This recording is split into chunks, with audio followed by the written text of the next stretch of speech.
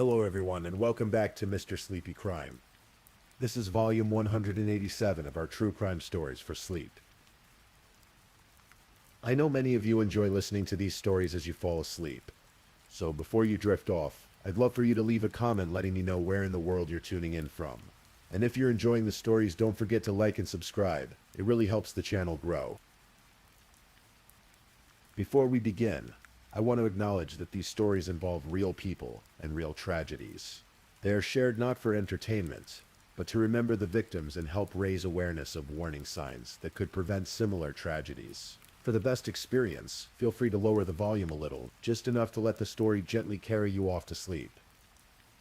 Alright, please get comfortable, dim the lights, and let's begin tonight's first story.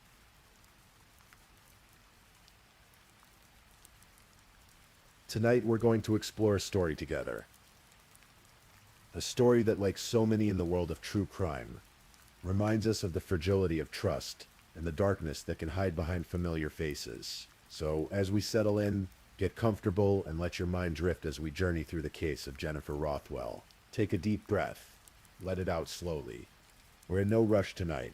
Just listen and let the story unfold at its own gentle pace.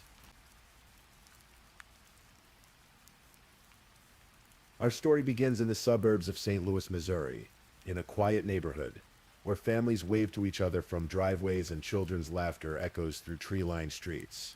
It was a place where people felt safe, where life moved at a predictable, comfortable rhythm.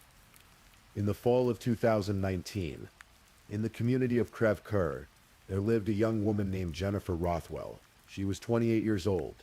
That November, 28 years of dreams, ambitions, relationships, and memory. 28 years of being a daughter, a sister, a friend, and a wife. Jennifer was the kind of person people remember fondly. She had grown up in Kansas City, Missouri, graduating from Park Hill High School before venturing off to the University of Missouri at Columbia. There she pursued chemical engineering, a challenging field that required dedication, intelligence, and persistence. Jennifer possessed all three. At the university, she met a young man named Bo Rothwell. He too was studying chemical engineering. They were kindred spirits in many ways, both drawn to the complexities of science, both eager to build careers and lives that mattered. They became best friends first, sharing late-night study sessions, coffee breaks between classes, and conversations about the future they hoped to create. After graduation in 2013, their relationship deepened. What had begun as friendship blossomed into romance. On September 26, 2015, Jennifer and Bo were married in St. Louis County. Their friends and family gathered to celebrate the union of two people who seemed perfectly matched. Both were engineers. Both were intelligent and hardworking. Both shared common goals and values. Jennifer took a position as a process engineer at DuPont's Chesterfield office.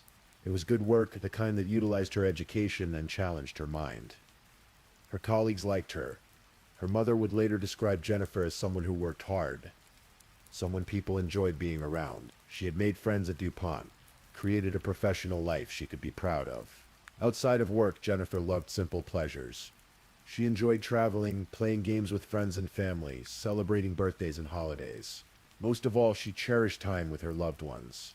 Her family described her as a bright light in their lives, a loving daughter, a caring sister, someone whose presence made gatherings warmer and more joyful. By all outward appearances, Jennifer and Bo had built a good life together in their home on North Winds Drive. They were young professionals with promising careers, a nice house and a future that seemed full of possibility. But beneath the surface, something had begun to shift, something that would ultimately lead to an unthinkable tragedy.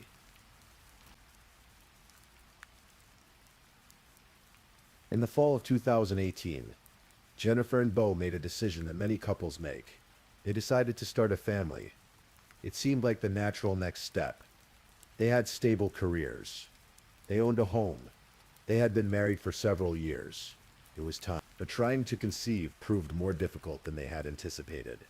Jennifer had endometriosis, a medical condition that can make pregnancy challenging. What should have been a joyful journey became a source of stress and disappointment. Month after month, they tracked ovulation cycles. They scheduled their intimacy around fertility windows. What had once been spontaneous and loving became, in Beau's later words, a chore. As the months passed, the strain began to affect their relationship. The spontaneity faded. The closeness they had once shared began to erode. Beau felt the distance growing between them. Though he never spoke about it to Jennifer, instead he withdrew into himself, nursing resentments he never voiced. Then, in the summer of 2019, something happened that would set everything on an irreversible path. Beau began an affair with another woman. He would later testify that he and this woman started their relationship around June of that year, while Jennifer continued to focus on their attempts to conceive. While she held on to hope for the family they had planned, Beau was building an entirely separate emotional life. Through Facebook messages, Beau and this woman expressed feelings they claimed were love. They talked about a future together. The woman knew Beau was married, and Beau confided in her about his frustrations with his marriage. He told her he had been thinking about divorce for months. The messages between them grew more frequent, more intimate, more entangled. Throughout this time, Jennifer remained unaware. She went to work at DuPont. She came home to the house she shared with her husband. She continued to hope that soon they would succeed in having a child. She searched online for information, visited forums, tried to understand what they could do to improve their chances. Then, on October 26, 2019, Jennifer took a pregnancy test. It was positive. After more than a year of trying, after the stress and the disappointment, it had finally happened. She was pregnant, 6 weeks along. That evening, as they sat at home, Jennifer told Beau the news. He would later describe the moment as anticlimactic, strange even. Jennifer loved big reveals, he said. She watched reveal videos on YouTube, but this time she simply walked into the room while he was juggling a pizza delivery and their barking dog and told him she was pregnant. Beau's reaction was complicated. He later testified that he almost dropped the pizza. Outwardly, he began discussing nursery designs with Jennifer, talking about insurance plans for the baby, making calendars to track the pregnancy. But inwardly, he was torn. He was still in love with the other woman. He had been planning a different future, one that did not include Jennifer. The next day, October 27th, Beau messaged his lover and tried to end their relationship. He told her about the pregnancy. He said he had thought he would have the courage to go through with a divorce by now, that he had been thinking about it for 2 or 3 months. But now, with a baby on the way, everything was more complicated. The other woman was disappointed. She missed him. And despite his attempt to end things, they continued talking. Within days, they were messaging again, trying to figure out how to navigate this new reality. In their conversations, they discussed 3 possible scenarios, 3 options for the future. Option 1, end the affair completely. Move forward separately. Option 2, Beau would confess the affair to Jennifer and seek a divorce. But this option, Beau noted, would be financially draining. He would have to support a child and try to start a new life at the same time. Option 3, wait and see what happened with the pregnancy. If there was a miscarriage, they wrote, or something, he would leave Jennifer and be with his mistress. That word, something. It would take on ominous significance later. They settled on option 3. They would wait, see what happened. But they added a caveat. If the pregnancy continued without complications, they would default back to option 1. While Beau exchanged these messages with another woman, Jennifer was searching the internet for entirely different information. On November 4th, just over a week after learning she was pregnant, Jennifer looked up forums and websites about what to do when your husband doesn't care about your pregnancy. She searched for answers to a question that revealed her growing concern. What to do if your husband is upset you are pregnant? She sensed something was wrong. Perhaps she noticed Beau's distance. Perhaps his reactions to the pregnancy felt off. Not quite right. But she didn't know about the affair. She didn't know about the woman. She didn't know about the 3 options that had been discussed. On November 9th, Jennifer attended a trivia fundraiser at St. Mary's High School. She was involved with the Southside Early Childhood Center's Young Friends organization, a nonprofit that raised money to provide discounted childcare for families in need. She had been a member for 2 years. Even in the midst of her personal struggles, she was giving back to her community. And then came November 11th. Well, Monday. the beginning of what should have been an ordinary week, but it would be the last day of Jennifer Rothwell's life.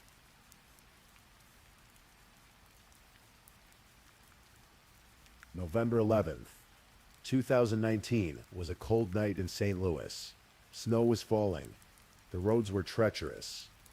It was the kind of evening when most people preferred to stay home, safe and warm. Bo came home from work around 3 o'clock in the afternoon. Jennifer arrived 2 hours later, around 5. They settled in for the evening, watching Netflix together, spending time in the quiet comfort of their home. But Bo had made a decision. He later testified that he knew he had to tell Jennifer about the affair. He believed it was the only way to salvage any part of their relationship. The only chance he had to be involved in his child's life. If he didn't tell her now, he thought he would lose that opportunity forever. At some point in the evening, they sat down at their dining room table. It was round, made of wood, with 3 chairs positioned around it. Jennifer sat in the middle chair. Bo sat with his back against the wall. "Jennifer, there's something I have to tell you," he said. And then he confessed. He told her he had been having an affair. According to Bo's later testimony, Jennifer's response was immediate and intense. She wanted to know who the other woman was. Who was this person that her husband had been seeing behind her back? But Bo refused to give a name.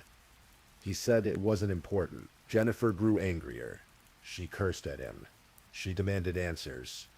The conversation escalated, tension filling the room like a living thing. Then Bo testified. Jennifer revealed something of her own.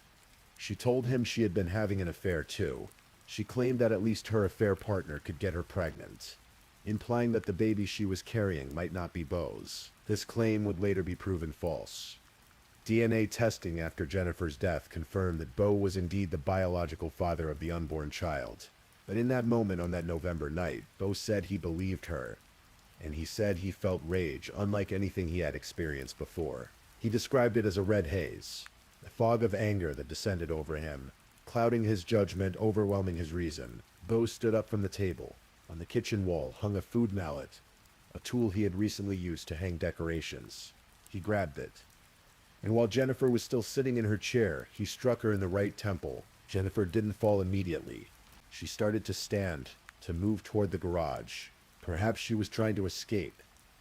Perhaps she was simply trying to get away from the violence that had erupted so suddenly in her own home. But Bo followed her, and he struck her again. This second blow cracked her skull. The force of it sent her falling down the basement stairs. Jennifer Rothwell lay at the bottom of those stairs, bleeding. The injury to her skull was catastrophic. A medical examiner would later testify that it would have taken multiple blows to cause the damage that was inflicted. The right side of her skull was crushed. There were additional lacerations on the left side of her head. Jennifer was 6 weeks pregnant when she died in the basement of her home. She was 28 years old. Her 29th birthday would have been 9 days away. On November 20th, Boo stood in his basement, looking at what he had done. And instead of calling for help, instead of trying to save his wife, he made a different choice. He chose to hide what had happened. He would later describe going into panic mode. He believed he had to fix the situation, to hide what had occurred.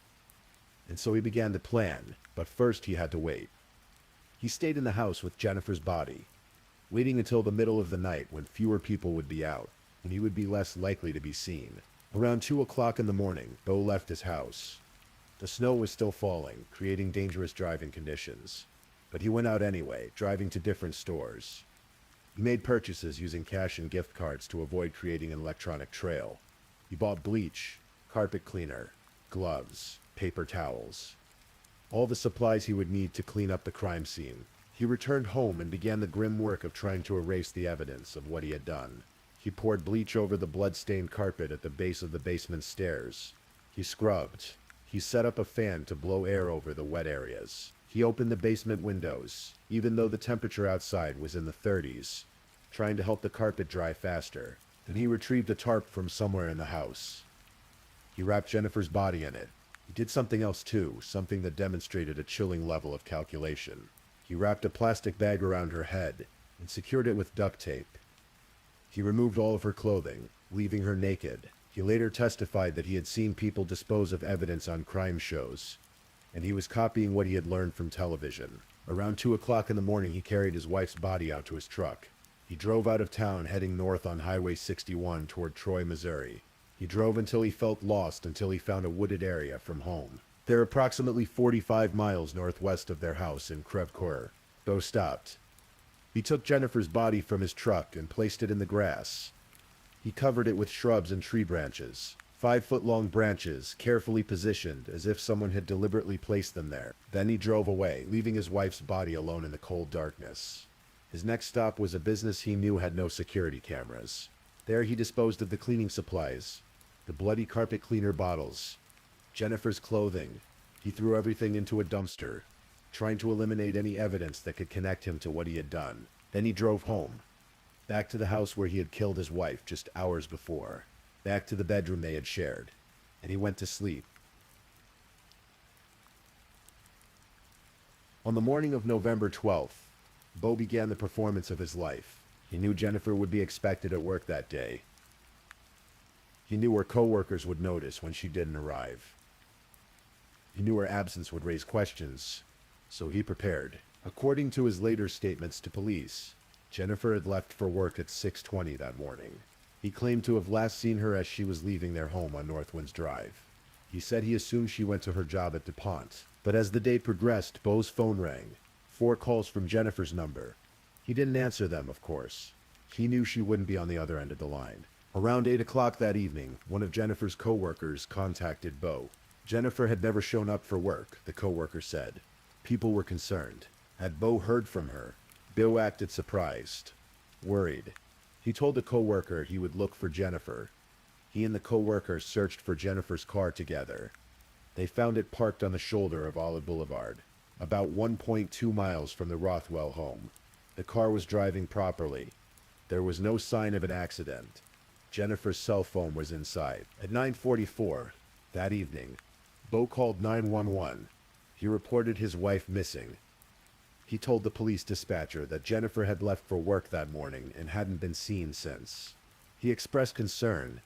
He asked for help finding her. The police responded. They located Jennifer's abandoned car. They began asking Beau questions, and an officer who spoke with Beau that night would later testify about something he noticed. Beau was crying. The officer said, but the crying appeared to be overplayed.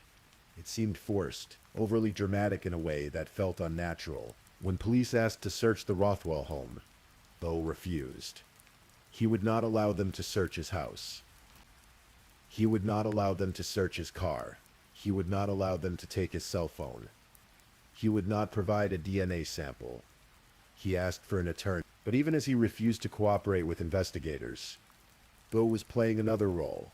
He took to Facebook and posted a plea for help finding his missing wife. Some of you may have heard already, he wrote, but last night my wife Jennifer went missing. I filed a police report and the search is ongoing.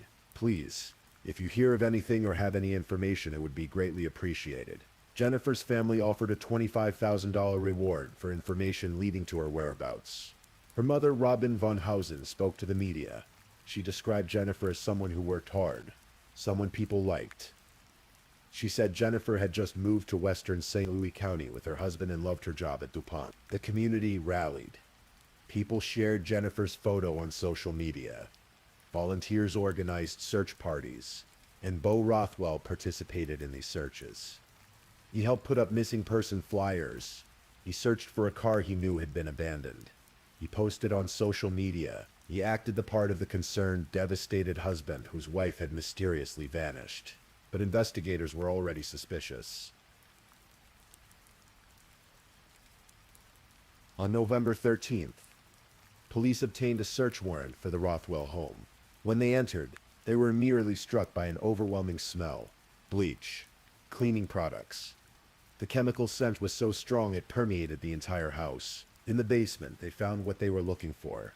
Large areas of red staining on the carpet at the base of the stairs. The carpet was wet, soaked with bleach in an obvious attempt to clean the blood. But the blood had seeped through into the padding underneath. No amount of bleach could completely erase it. There was also damage to the drywall in the basement. Samples of human hair were found embedded in it. A fan had been positioned to blow air over the wet, blood-soaked areas. The basement windows were open, despite the freezing temperatures outside. Police collected samples and sent them for DNA testing. They also obtained DNA from Jennifer's parents to create a comparison profile. When the results came back, there was no doubt the blood in the basement belonged to Jennifer Rothwell. Investigators also pulled surveillance footage from stores in the area. And there was Bo on camera purchasing cleaning supplies on the night of November 11th. Bleach, carpet cleaner, gloves. The purchases had been made during a major snow event, during dangerous driving conditions. It was an unusual time to be out buying household cleaning products. The evidence was overwhelming. Even without Jennifer's body, police had enough to charge Bo Rothwell with murder. On November 13th, Bo was arrested and placed on a 24-hour hold. The next day, November 14th, the St. Louis County Prosecutor's Office formally charged him with second-degree murder and tampering with physical evidence. While Jennifer Rothwell's body has yet to be discovered, the prosecutor's office said in a press release, "These charges stem from the evidence gathered by investigators. Jennifer's missing person case was officially reclassified as a homicide investigation, but the question remained, where was Jennifer?" For days, Jennifer's family held on to hope, however slim, that she might still be found alive. But as more evidence emerged as the investigation progressed, that hope dimmed. Then, on November 18th, Bo Rothwell's attorney contacted police. His client was ready to cooperate, the attorney said. Bo would tell them where to find Jennifer's body. That afternoon, around 5:15, police received information about an area in Troy, Missouri. Bo had given them directions to a wooded location along U.S. Route 61, north of Highway KK. Approximately 50 investigators and K-9 officers assembled. They drove over 40 miles north, following Bo's directions to the remote location. When they arrived, they lined up parallel to the highway and began walking through the treacherous terrain. The search lasted 5 hours. It was difficult work, combing through the woods in the cold, looking for something no one wanted to find. Then, around 11:15 that night, an officer named Matthew Zufall saw something pale in the darkness. He was just over 10 feet away when he realized what it was. "I got her," he called out. He had found a female body lying in a fetal position. She was naked, covered with brush, twigs, and branches. Some of the branches were 5 feet long or longer. They had been deliberately placed there, arranged to conceal what lay beneath. There was a black plastic bag around her head, secured with duct tape. But animals had gotten to the body in the weeks since it had been left there. The bag had been torn. The right hemisphere of the brain had been consumed. The skull was depressed, crushed from the blows that had killed her. DNA testing would confirm what everyone already knew.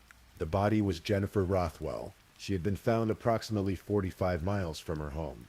She was 6 weeks pregnant when she died. Her 29th birthday would have been just 2 days away.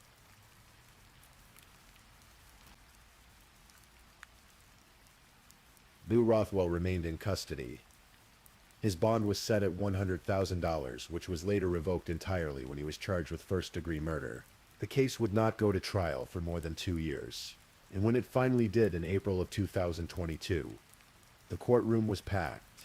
The public was riveted by this case. A seemingly normal couple, a pregnancy that should have been joyful, a husband who had brutally killed his wife and tried to make it look like she had simply disappeared. The prosecution's case was strong. They had the physical evidence, the blood-soaked carpet, the surveillance footage of Bo buying cleaning supplies, the DNA confirmation that the blood belonged to Jennifer. They had Bo's own confession about where to find the body. They had the messages between Bo and his mistress, outlining the 3 options for their future, including the ominous or something that could have referred to Jennifer's death. They also introduced a notebook in which Bo had written a list of pros and cons about leaving his pregnant wife for another woman. The prosecution argued that this demonstrated deliberation, that Bo had been thinking about killing Jennifer as a way out of his marriage for months. The lead prosecutor, Thomas Smith, told the jury that Bo had struck Jennifer in the head with violent, homicidal force and crushed her skull. He presented testimony from the medical examiner, who said it would have taken up to 3 blows to the head to cause the injuries Jennifer sustained. Perhaps most damning was an audio recording. The jury heard. It was from November 18th, 2019, when Bo had agreed to cooperate with police and tell them where to find Jennifer's body. In the recording, Detective Jason Whiteside asked Bo if the body was concealed or clothed. Some brush, twigs, Bo's voice said, "A plastic bag over the head. No clothing." Throughout the recording, Bo never used Jennifer's name. He never used female pronouns. He referred to his wife only as it, the body and the head. The defense team, led by attorney Charles Barberio, did not dispute that Bo had killed Jennifer, but they argued that it was not premeditated murder. Instead, they claimed it was a crime of passion, an act committed in a red haze of sudden anger during an argument about the affair. Barberio pointed to evidence that Bo had not been planning to kill Jennifer that day. On November 11th, the day of Jennifer's death, the couple had discussed altering their insurance policy to include the baby. Bo had been making plans for the pregnancy. The defense argued this demonstrated that he had not been plotting murder. The defense also claimed that Jennifer might have fallen down the basement stairs during the confrontation and struck her head on a corner protrusion.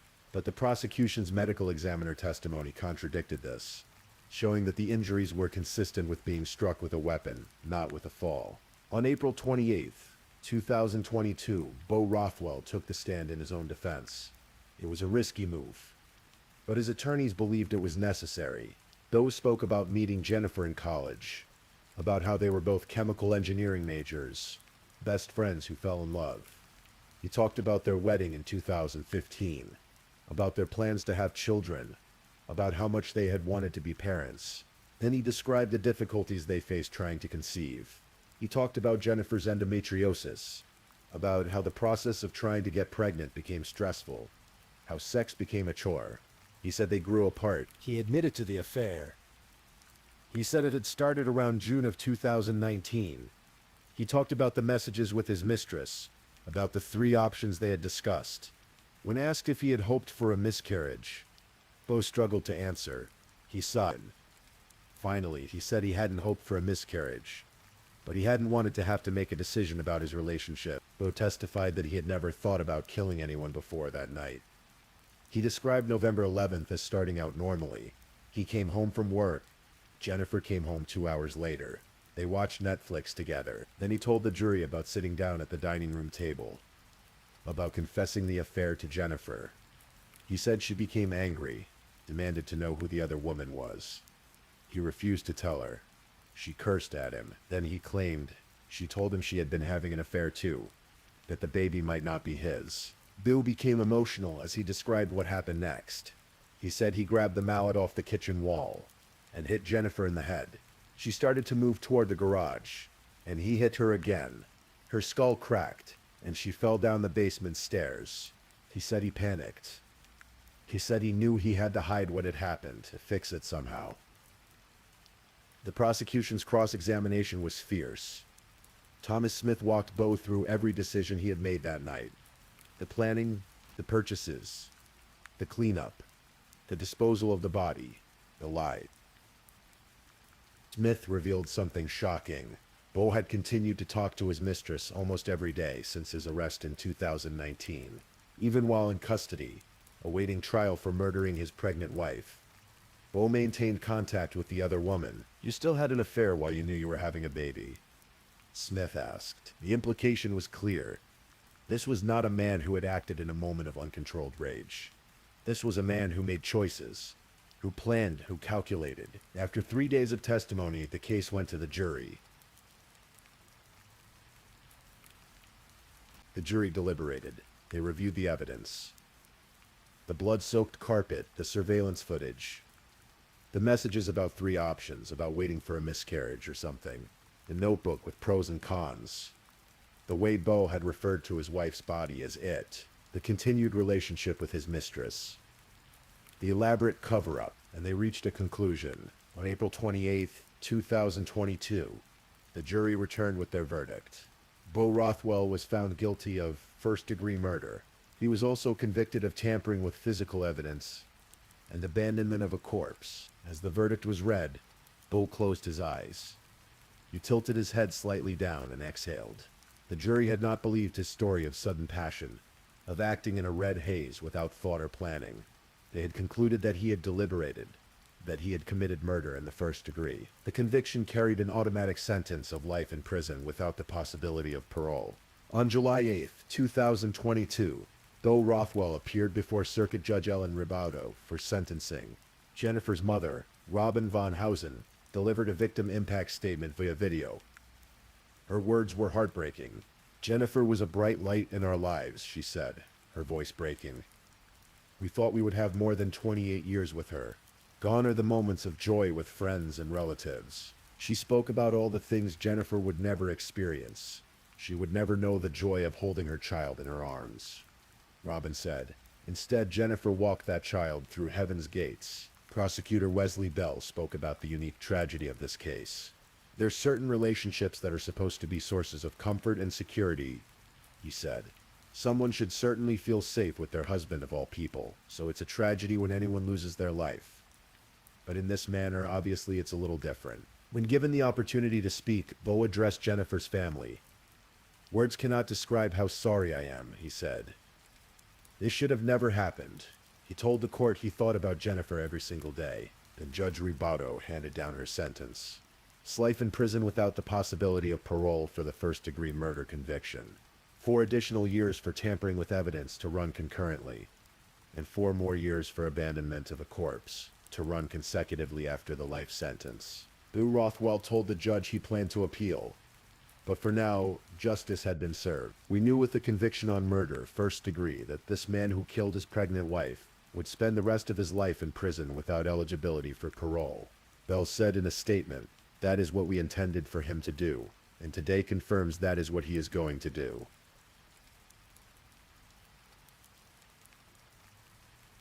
The case of Jennifer Rothwell resonated with people far beyond St. Louis. It became a reminder of how trust can be betrayed in the most fundamental way, how the person you sleep beside at night can harbor secrets that ultimately destroy you. Jennifer's obituary described her as someone who enjoyed traveling, playing games with friends and family, and celebrating life. Someone who loved spending holidays and birthdays with her family. A loving daughter, sister, niece, cousin, and friend who would be deeply missed. She had been looking forward to motherhood. She had been planning a nursery. She had been researching pregnancy, trying to be the best parent she could be.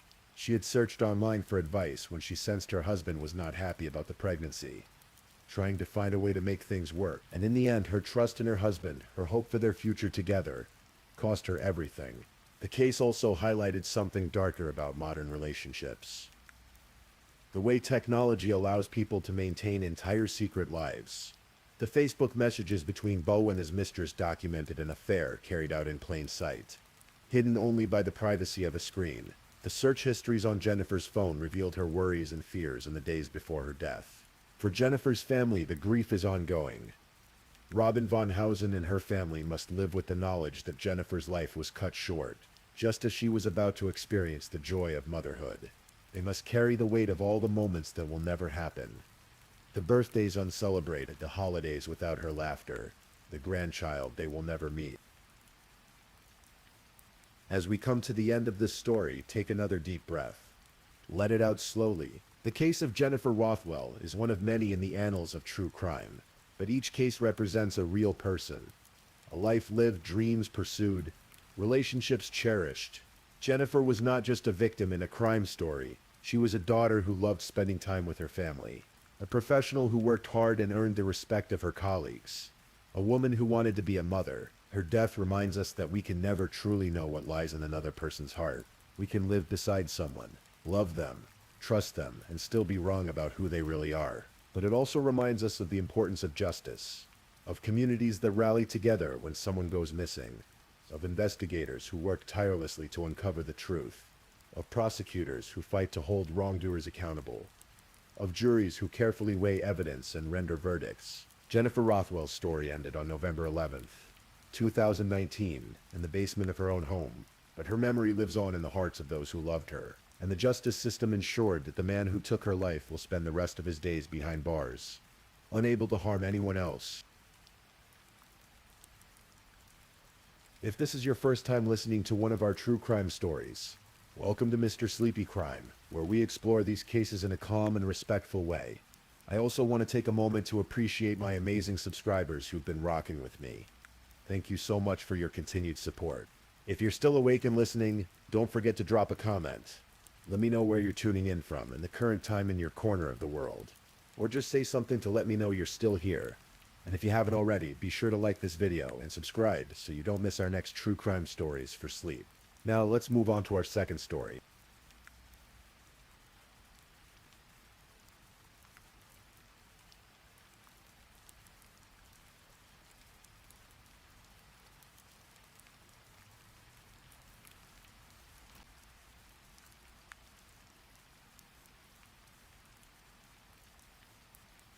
Story 2.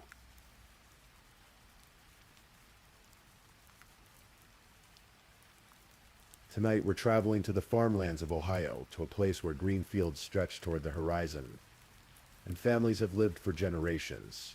This is a story about love and betrayal, about the fragility of trust, and about a little boy whose courage helped bring truth to light. Take a deep breath. This is the story of Jack and Linda Myers.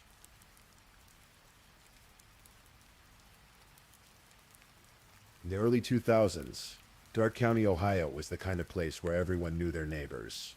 Rolling farmland dotted with homesteads, country roads winding between fields of corn and soybeans. The pace of life moved slower here, measured by the seasons and the harvest. At 7632 Martin Road, near the small village of Bradford, Jack and Linda Myers had built a life together. Jack was 51 years old, a man who'd worked hard his entire life. He'd grown up in these parts, knew the land and its rhythms. He repossessed cars for a living and rented out residential properties. Not glamorous work, but honest work. Jack had a reputation as someone who got things done, who didn't mince words, who expected people to stand on their own 2 feet. Linda was 55 with a warm smile and kind eyes.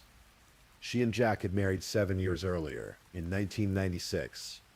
Blending their families together with the kind of love that comes later in life. Deeper and more certain. Together they ran the countryside market and pizza shop in nearby Houston, Ohio. It was a modest operation, but theirs. The kind of place where locals came for a quick lunch and stayed to chat. Their home sat on 40 acres of farmland. Not a grand estate, but substantial. Land has always meant something in rural Ohio. It means roots, legacy, security. It means you have something to pass down to the next generation. And speaking of the next generation, Jack and Linda were raising their 4-year-old great-grandson, Damian Huffman. Damian's story was complicated, as family stories often are. His mother, Amber, was Linda's granddaughter. Amber had been just 16 when Damian was born, too young to provide the stability a child needs. She'd done her best, but at times Damian had even been placed in foster care. Jack and Linda stepped in without hesitation. They gave Damian a home, a bedroom of his own. Routine, safety. They were preparing him for preschool, helping him grow, giving him what every child deserves. It was an act of pure love. Amber was getting her life together now, in her early 20s, married and making plans to regain custody of her son once he finished preschool. There was hope on the horizon. The family was working things out. Jack had 2 sons from a previous marriage. Travis, the older one, was 28. He'd had his disagreements with his father over the years. Money, mostly. Family dynamics. Travis had moved all the way to Arizona to put distance between himself and Jack. Though he'd recently returned to Ohio, the tension between them remained. Then there was Greg, the younger son, 25 years old, baby-faced, quiet. Greg had been the best man at Jack and Linda's wedding. He'd been close to his father once. Or so it seemed. But life hadn't been kind to Greg. He was struggling financially, battling substance issues, facing eviction from his home. He had 2 small children of his own, and no clear path forward. But we'll come back to that. For now, picture the farmhouse in late March, 2003. Still cold at night, winter holding on even as spring tried to break through. Damian sleeping in his little bedroom upstairs. Jack and Linda in their room, exhausted from another long day running the pizza shop and managing their properties. It was a Tuesday night, March 26th, 2003. Just an ordinary Tuesday, or so it seemed. The sun was beginning to rise on Wednesday, March 27th, when a neighbor happened to glance out her window around 4:40 in the morning. She noticed something unusual, a minivan she didn't recognize, parked in the Myers driveway, not Jack and Linda's vehicle. Someone else. She made a mental note of it. Small communities notice things like that. but she didn't think much of it at the time. Maybe it was family visiting. Maybe someone had car trouble. She went about her morning. Inside the farmhouse, something terrible had already happened. Damien woke up in his bedroom sometime before dawn. He was only 4 years old, barely able to comprehend what he'd experienced. During the night, he'd heard footsteps on the stairs, the sound of his bedroom door opening. A figure standing in the doorway, looking in at him. The little boy did something incredibly brave. He kept perfectly still. He pretended to be asleep, lying there in the darkness, barely breathing, hoping the figure would go away. And it did. When morning came and the house was silent, Damien got up. He went downstairs, looking for his great-grandparents. What he found in their bedroom would haunt him for years to come. Jack and Linda Myers lay in their bed, shot to death at point-blank range with a shotgun. Blood soaked the bedding, the walls, everything. Jack had been shot while he slept, never knowing what was coming. Linda had woken up, had time to see the gun, had raised her hand defensively. She'd been shot in the face, the blast making her unrecognizable. The phone lines in the house had been cut. Damien tried to call for help, but the phone was dead. So the 4-year-old did the only thing he could think of. Still wearing his pajamas and boots, blood on his clothing, he walked out the front door and started down Martin Road. He walked a mile in the cold morning air, all by himself, until he reached Oakland Church of the Brethren, where his preschool was located.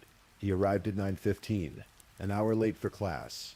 The daycare staff immediately knew something was wrong. Damien was out of breath, disheveled, his clothes stained. When they asked him what happened, he told them in the only way a 4-year-old could. "My grandparents are melting." Staff member Marlene Harris didn't hesitate. She called the sheriff's office.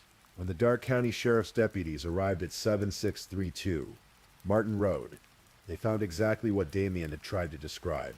One investigator would later say it was one of the most graphic crime scenes he'd ever experienced. Jack Myers, 51 years old, shot while he slept. Linda Myers, 55 years old, shot while trying to defend herself. The house showed signs of staging. The phone lines had been deliberately disconnected. It looked like someone had tried to make it appear as a break-in, but oddly, nothing had been stolen. A deposit bag from the pizza shop sat in plain sight in the kitchen, containing a significant amount of cash, completely untouched. Drawers and closets hadn't been ransacked.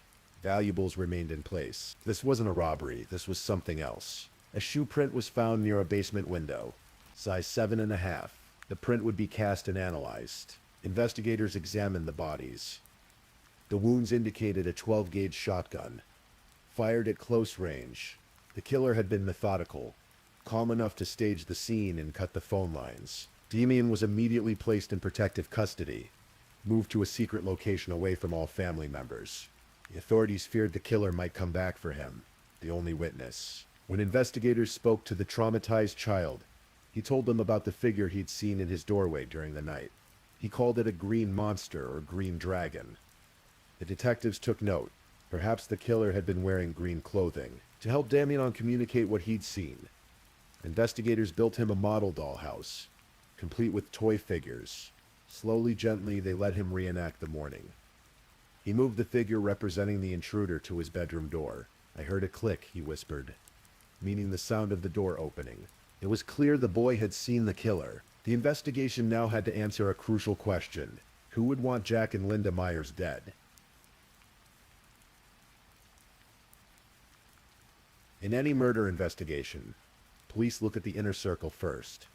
Family, friends, business associates, people with motive and opportunity. The first person who drew suspicion was Andrew Huffman, Damien's biological father. Amber, Damien's mother, told investigators there had been ongoing custody disputes between Andrew and Linda Myers. Andrew didn't provide financial support for his son, and Linda had prevented him from visiting Damien because of this. There was bad blood. Andrew had even made threats, according to Amber, but Andrew had an alibi. He'd been in Kentucky when the murders took place. His employer confirmed it. The timeline didn't work. Andrew was ruled out. Next, investigators turned their attention to Travis Myers, Jack's older son. The 28-year-old had openly acknowledged his contentious relationship with his father. He'd moved to Arizona specifically to get away from Jack. And interestingly, Travis drove a white minivan, the same type of vehicle the neighbor had seen in the driveway that morning. Travis agreed to take a computer voice stress test. He passed. His alibi checked out. He'd been nowhere near the farmhouse when his father and stepmother were killed. So who did that leave? Greg Myers. The younger son, 25 years old, father of two, struggling with financial problems and substance abuse. At first glance, Greg didn't seem like a likely suspect. He had no criminal record. He'd been close to his father, had served as best man at Jack and Linda's wedding. He was soft-spoken, had a baby face that made him look younger than his years. But when detectives dug deeper, a different picture emerged. Money, or rather, the lack of it. Greg Myers was in serious financial trouble. He'd recently asked his father for a loan to save his house from foreclosure. Jack had said no. Greg was facing eviction, had two young children to support, a job he barely showed up for at NK Parts, and a substance problem he couldn't afford to feed. He was desperate, and according to Jack's will, Greg stood to inherit the farmhouse and its 39 acres of land when his father died. 40 acres in Dark County represented security, wealth, a fresh start, everything Greg needed. Investigators learned something else. A family friend named John Helmendaler came forward with a troubling piece of information.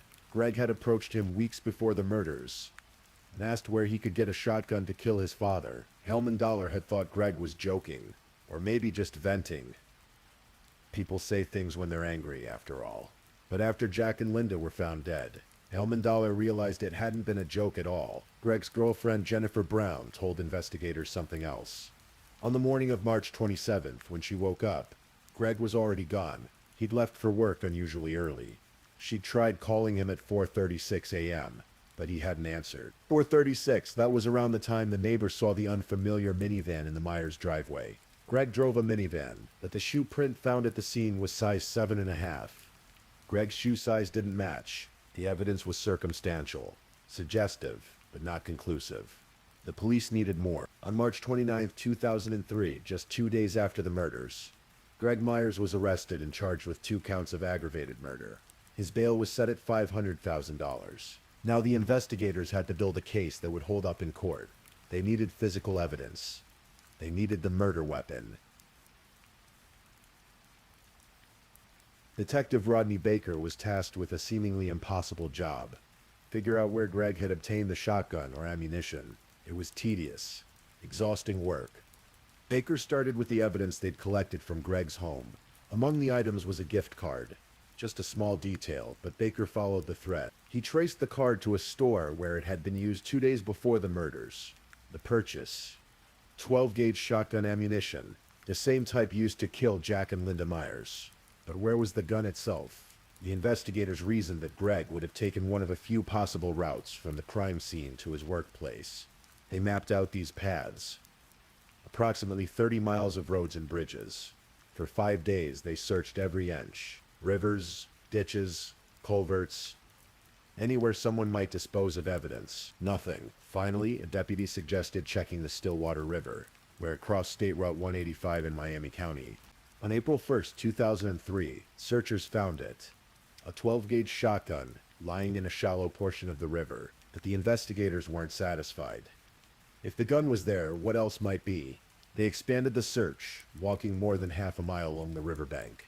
And there, caught in the overhanging branches of a tree, was a garbage bag. Inside that bag was a treasure trove of evidence. A green tracksuit, the Green Dragon Damian had described. 12-gauge shotgun shells, matching the ammunition purchased with the gift card. A pair of shoes, size 7.5, matching the print found at the crime scene. Greg had worn shoes that weren't his actual size to deflect suspicion. Latex gloves, and on the inside of one glove, impossible to see with the naked eye but revealed through forensic analysis, was a fingerprint. Greg Myers' fingerprint. The gun itself had a partially obliterated serial number, but forensic experts were able to recover enough of it to trace the weapon. It had been sold by a private seller named Eugene Adams to Greg Myers on March 25th, 2003, 2 days before the murders. Adams positively identified Greg as the buyer. The sale price was approximately $175. Greg had even used his own phone to call the classified ad. The call records were there, clear as day. Every piece of the puzzle was falling into place.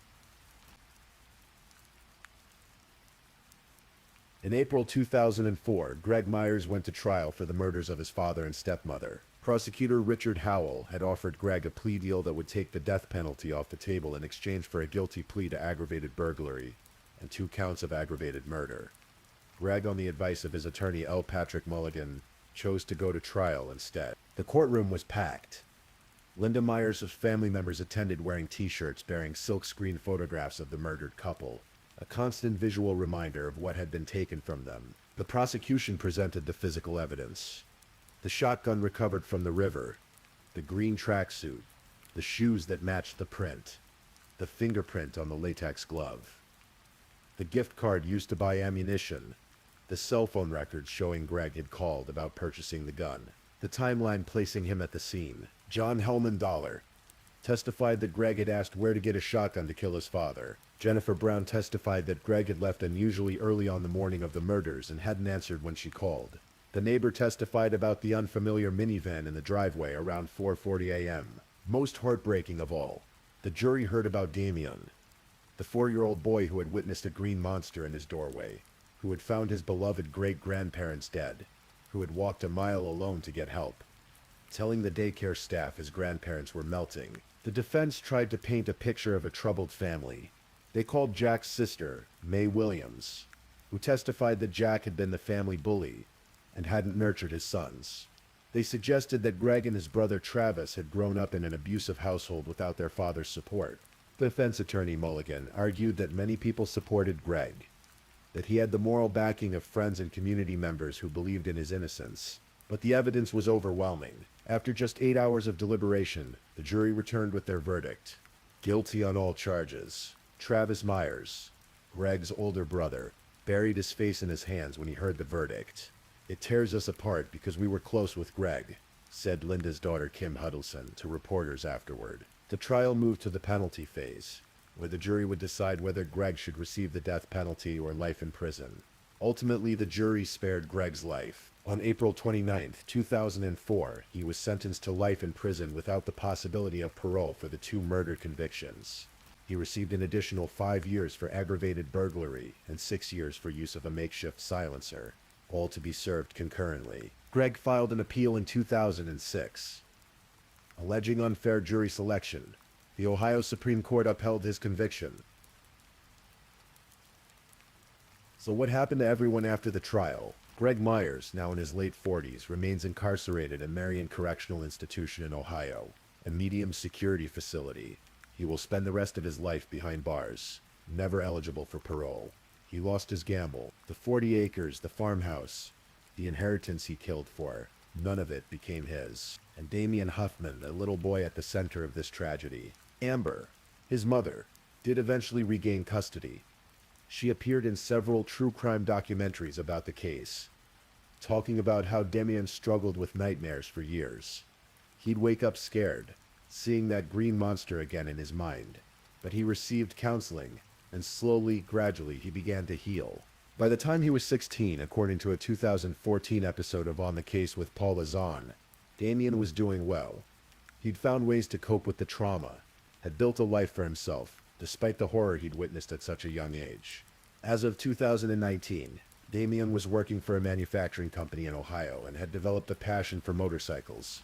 He's kept a low profile over the years, understandably, but in 2017 he agreed to participate in an investigation discovery documentary called American Monster: The Green Monster. The episode included never-before-seen home movies of his life, with Jack and Linda, showing the love and care they gave him. Those memories, at least, remained untainted. Linda's daughter Darlene O'Neill spoke to reporters after Greg's conviction. "To know that he did this all out of greed," she said, "that cuts like a knife." And that's really what this case comes down to, isn't it? Greed, impatience, a sense of entitlement to what someone else had built through years of hard work. Jack and Linda Myers weren't perfect people. Family members testified that Jack could be difficult, demanding, tough on his sons, but they didn't deserve what happened to them. They were trying to make a difference in a little boy's life, giving him stability and love when his own parents couldn't. They were asleep in their own bed, in their own home, when Jack's son crept in before dawn and ended their lives for the promise of 40 acres and a fresh start. The farmhouse at 7632 Martin Road still stands, though it passed to other hands long ago. The countryside market and pizza shop in Houston closed. The Myers family scattered, forever changed by what one of their own had done. In small communities like Bradford, Ohio, these kinds of crimes cut especially deep. Everyone knew everyone. The Myers were neighbors, customers, familiar faces at church and the grocery store. To learn that the killer came from within the family made it somehow worse. Betrayal always hurts more when it comes from those closest to us. But there's also something remarkable in this story. A 4-year-old boy's courage. His quick thinking to pretend he was asleep when the killer checked on him. His determination to walk a mile alone to get help. His resilience in the face of unimaginable trauma. Damian Huffman is the hero of this story, even if he probably doesn't think of himself that way. The investigators deserve recognition too. Detective Rodney Baker's patient work, tracing that gift card. The deputies who spent days searching roads and rivers. The forensic technicians who lifted that crucial fingerprint from inside the latex glove. The whole team that built an airtight case. Piece by careful piece, justice was served. As much as justice can be served in a case like this, Greg Myers will never be free. Jack and Linda Myers can rest, knowing their killer was caught and convicted. And Damian grew up, found his way forward, built a life. That's something. If you're still awake and listening, check whether you've left your little goodnight comment. I always check your comments before I sleep too. And if you haven't already, don't forget to like this video and subscribe so you don't miss our next true crime stories for sleep. Meanwhile, let's move on to our third story.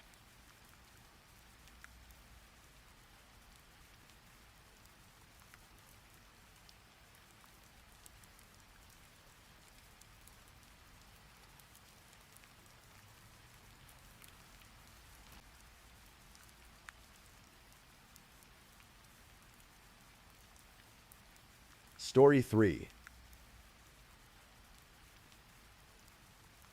Tonight we're going to explore a story that is both heartbreaking and transformative. A story about a young woman with dreams for her future, about the dangers that can hide in familiar places, and about a mother's unwavering determination to turn tragedy into pull to change. This is the story of Alisha Bromfield. Let the details wash over you as we journey through this case together. At a pace that allows you to drift peacefully while honoring the memory of a life taken far too soon. The summer air in Plainfield, Illinois carried the warmth of possibility in 2012. In this quiet suburb southwest of Chicago, 21-year-old Alisha Bromfield was preparing for the most exciting chapter of her life. Alisha had dark hair and a bright smile that drew people to her. She was the kind of person who worked hard for everything she had. Born on August 28, 1990, Alisha had graduated from Joliet Catholic Academy in 2008, where she'd been known as a dedicated student with big dreams. By 2012, Alisha was attending Western Illinois University, pursuing not one but two demanding degrees. She was studying forensic psychology and criminal justice, drawn to the idea of understanding the human mind and seeking justice for others. She was just one semester away from graduation. One semester away from walking across that stage and beginning her career. But Alisha's dreams extended beyond her own accomplishments. She was 6.5 months pregnant with a baby girl she'd already named, Ava Lucille. The name rolled off the tongue like a promise, like a future full of love and laughter. Alisha had met Ava's father in college, but he'd made it clear he didn't want to be involved in raising their child. Rather than let this devastate her, Alisha had made a decision. She would be a single mother. She would work hard, finish school, and give Ava the best life possible. To make this dream a reality, Alisha worked at a job she'd held since she was 16 years old. She worked for Grand Flower Growers, a company that supplied and maintained the garden centers at Home Depot stores. It was seasonal work, but it paid during the off-season too, which was essential for a college student preparing to become a mother. Alisha took this job seriously. She showed up on time, worked hard, and did everything she could to ensure her position was secure. She knew she needed this income. She knew Ava's future depended on it. What Alisha couldn't have known was that this job, the one she worked so hard to keep, would lead her into the path of a man whose obsession would cost her everything. Brian Cooper was 36 years old in 2012, 15 years older than Alisha. He worked as a regional supervisor for Grand Flower Growers, managing the garden centers at several Home Depot locations in northern Illinois. To the outside world, Brian might have seemed like an ordinary manager, but those who worked under him, especially the young women, knew something was wrong. They saw the warning signs that others missed or chose to ignore. Brian had a temper. It would flare up suddenly, like a match struck in the darkness.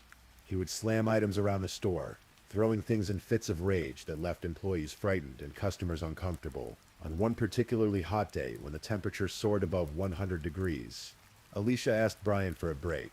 She was 6 months pregnant, and the heat was overwhelming. Brian denied her request. Later that same day, Alisha became visibly ill from the heat. A co-worker named Hannah Clem witnessed Brian's explosive reaction when confronted about this. Brian began yelling at Alisha in front of everyone, hurling insults at her and another female employee. He called them degrading names. The store manager marked Hannah to send Brian home. As Brian left the parking lot, witnesses said he continued his tirade. He was screaming, throwing things, acting in a way that made people wonder if he was dangerous. One co-worker later said that anyone watching that display could have concluded Brian had either lost control of himself or was deliberately trying to frighten Alisha. But this wasn't an isolated incident. This was a pattern. Brian had targeted another young woman before Alisha.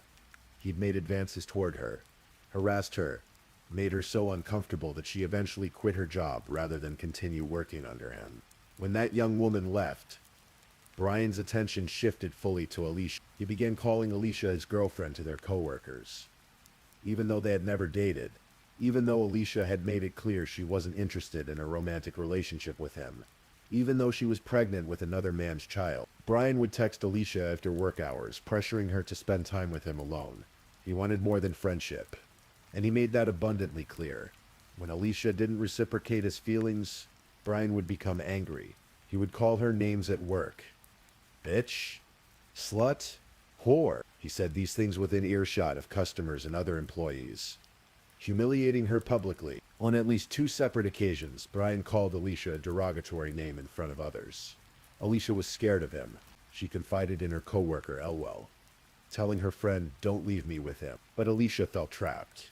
She'd complained to management about Brian's behavior. She'd told them about the harassment, about the names he called her, about how uncomfortable he made her feel. Management's response was minimal. They ordered Brian to take anger management classes. Brian enrolled in the classes, but he never completed them, and no one followed up. No one checked. No one held him accountable. Alisha wanted to quit. She knew she should quit, but she was pregnant, visibly pregnant, and she knew finding another employer willing to hire her would be nearly impossible. She needed the income. She needed the job security that came with working for a company during the off-season. So Alisha stayed. She endured Brian's harassment because she was thinking of Ava. She was thinking of the future. She was trying to survive until graduation, until she could start her career, until she could provide the life she dreamed of for her daughter. Brian had also been finding other ways to violate Alisha's privacy and autonomy. He had a dog, and he'd convinced Alisha to walk the dog for him on several occasions.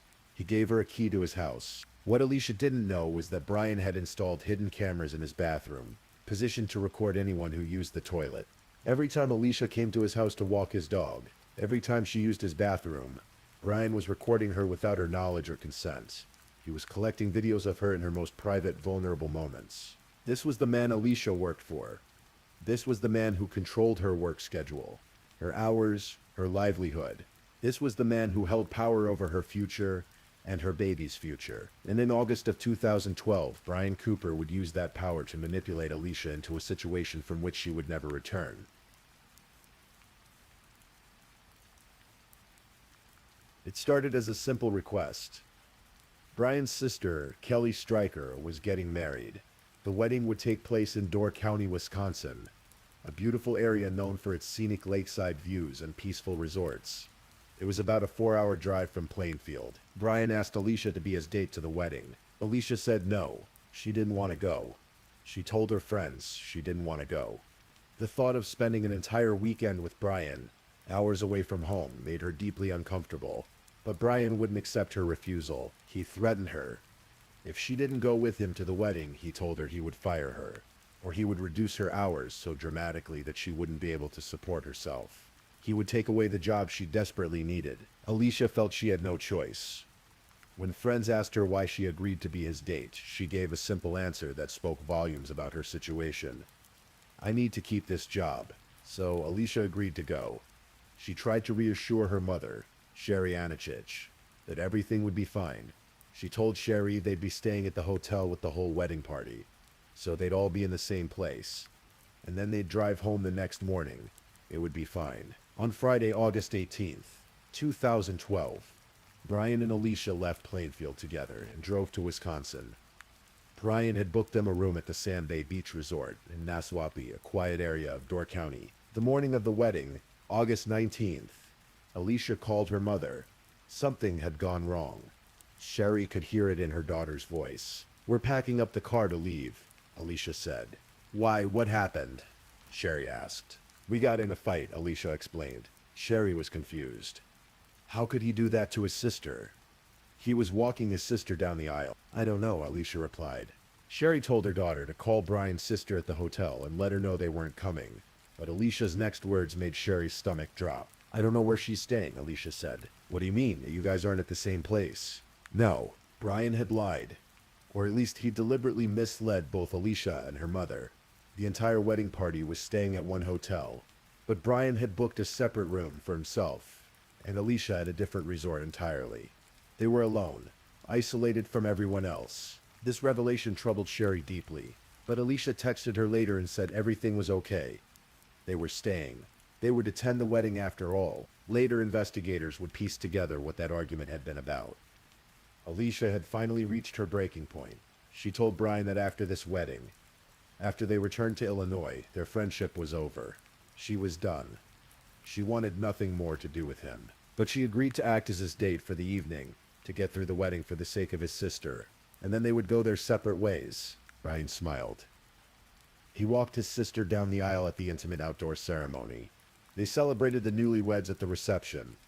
Witnesses later said Brian was drinking throughout the evening, though accounts varied about exactly how intoxicated he appeared to be. Alisha didn't drink. She was pregnant, thinking of Ava, taking care of herself and her unborn child. After the last champagne toast, after the celebration wound down, Brian and Alisha returned to their room at the Sand Bay Beach Resort. Brian asked Alisha to stay another day, to do something together on Sunday. But Alisha refused. She wanted to go home. She fell asleep, probably exhausted from the stress of the day, from maintaining appearances at a wedding, while knowing her relationship with her boss, with this man who controlled so much of her life, was ending. What happened next would be described in chilling detail in Brian's own confession. Sometime between 2 and 3 o'clock in the morning, in those dark hours when the world is quiet and still, Brian made his decision. He woke Alisha up. He climbed on top of her, and then he wrapped his hands around her neck and began to squeeze. Alisha fought. She struggled. In his later confession, Brian admitted that the struggle was so intense they fell off the bed and onto the floor. He continued strangling her. His hands pressed harder and harder against her throat, cutting off her air, cutting off her life. Alisha begged him to stop. She pleaded with him to think of the baby. "Think of the baby," she said. "Think of Ava. Think of the innocent life growing inside her.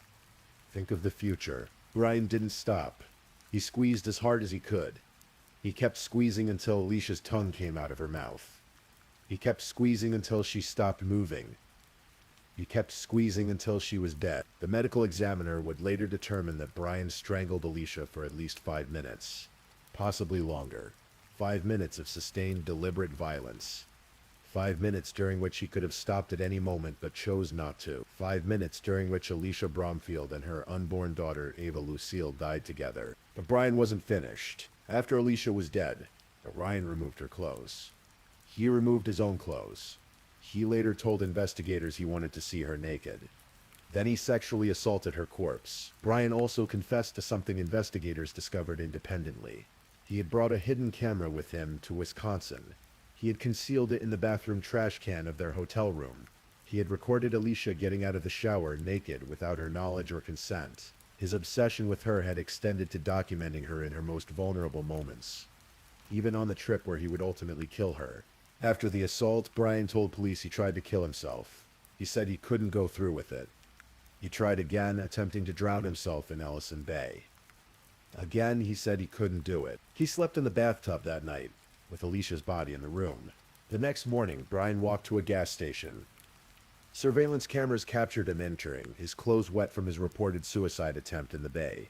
He walked up to the clerk and asked to use the phone. He called 911. "I want to report a murder," Brian said. The operator asked who had been murdered. "Alisha Bromfield." "Do you know who did it?" "I did." The operator asked if it was accidental or intentional. Brian's response was chilling in its casual honesty. "It was intentional. I'm a good person besides what I did last night." Alisha's family is going to flip. Everyone is going to flip. Door County Sheriff's deputies arrived at the gas station and took Brian into custody. Sheriff Terry Vogel later noted that this was Door County's first homicide in more than a decade. It was a quiet area, a place where people went to celebrate weddings and enjoy peaceful vacations, not a place where young pregnant women were murdered in their hotel rooms. Investigator Mark Winkle went to the Sand Bay Beach Resort and entered the room. There, he found Alisha's body. She was 21 years old. She was 6.5 months pregnant. She had been 1 semester away from graduating with 2 degrees. She had been preparing to become a mother. Now she was gone, and Ava was gone. 2 lives ended by 5 minutes of violence.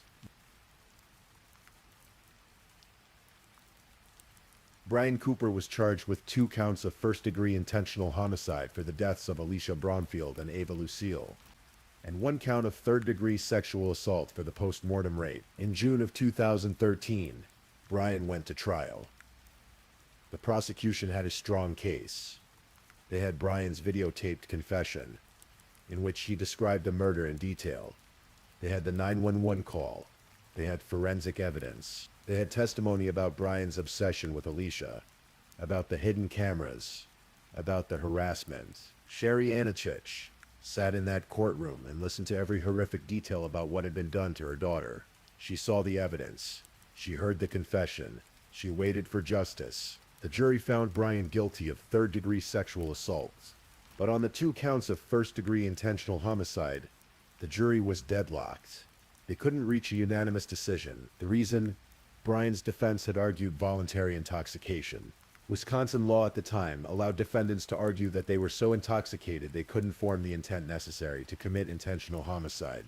Brian's attorneys presented testimony suggesting his blood alcohol level had been 2 to 4 times the legal limit at the time of the murder. They argued he was too drunk to know what he was doing. During deliberations, the jury asked the judge twice for clarification on the voluntary intoxication issue and what constituted intent.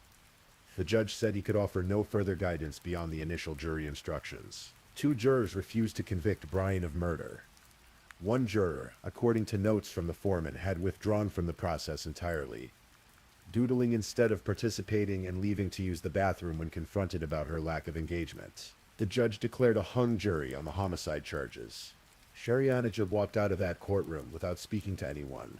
She didn't talk to the press. She didn't talk to the prosecutor. She got in the car with her husband and said 5 words that would change the course of history. "We're changing this law." Sherry had just endured watching a man confess to murdering her daughter and granddaughter in excruciating detail. She'd heard him describe strangling Alisha while Alisha begged for her baby's life. She'd heard about the sexual assault. She'd seen the evidence of his obsession, his hidden cameras, his deliberate planning. And now she was being told that 2 jurors believed he was too drunk to be held responsible. Sherry refused to accept this. Being drunk, she believed, was no excuse for murder. She was determined to make sure no other family would have to endure what hers was enduring. With help from family and friends, Sherry began a campaign. She wrote letters to Wisconsin legislators. She started online petitions that gathered thousands of signatures. She met with lawmakers, telling them Alisha's story, explaining why the voluntary intoxication defense was fundamentally unjust. In her letter to legislators, Sherry wrote, "The first trial was never a trial to see if Cooper committed these murderous acts, but a trial to see if he was too drunk to form intent. Although he used his level of intoxication as a defense, I never imagined that any level-headed individual could find Cooper was too drunk to form intent. Being drunk is no excuse for murder." Investigator Mark Winkle, who had worked the case, was equally stunned by the hung jury. "I have to be honest with you. That didn't appear to be the case here, because he was able to recall the crime in such detail. He said, step by step with detail and what was going through his head at the time. Sherry's campaign gained momentum. The media covered her story. People across Wisconsin and beyond were moved by her determination and outraged by the law that had prevented justice for Alisha. In April of 2014, Wisconsin Governor Scott Walker signed a new law eliminating voluntary intoxication as a defense for intentional crimes. Sherry Anichit had done it.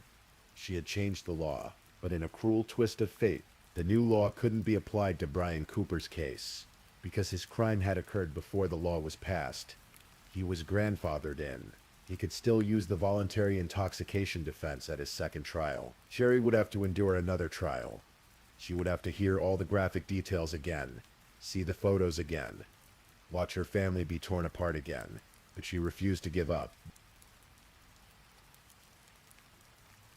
Brian Cooper's second trial began in May of 2014, almost 2 years after Alisha's murder. Before jury selection, Sherry wrote an impassioned letter to District Attorney Ray Pelrine. Please go up there and fight like this is your own daughter, she begged him. The prosecution presented the same evidence as before. Brian's detailed confession, the 911 call, the hidden cameras, the pattern of harassment and obsession. Wedding guests testified about Brian's level of intoxication that night, with some saying he seemed drunk and others saying he appeared relatively sober.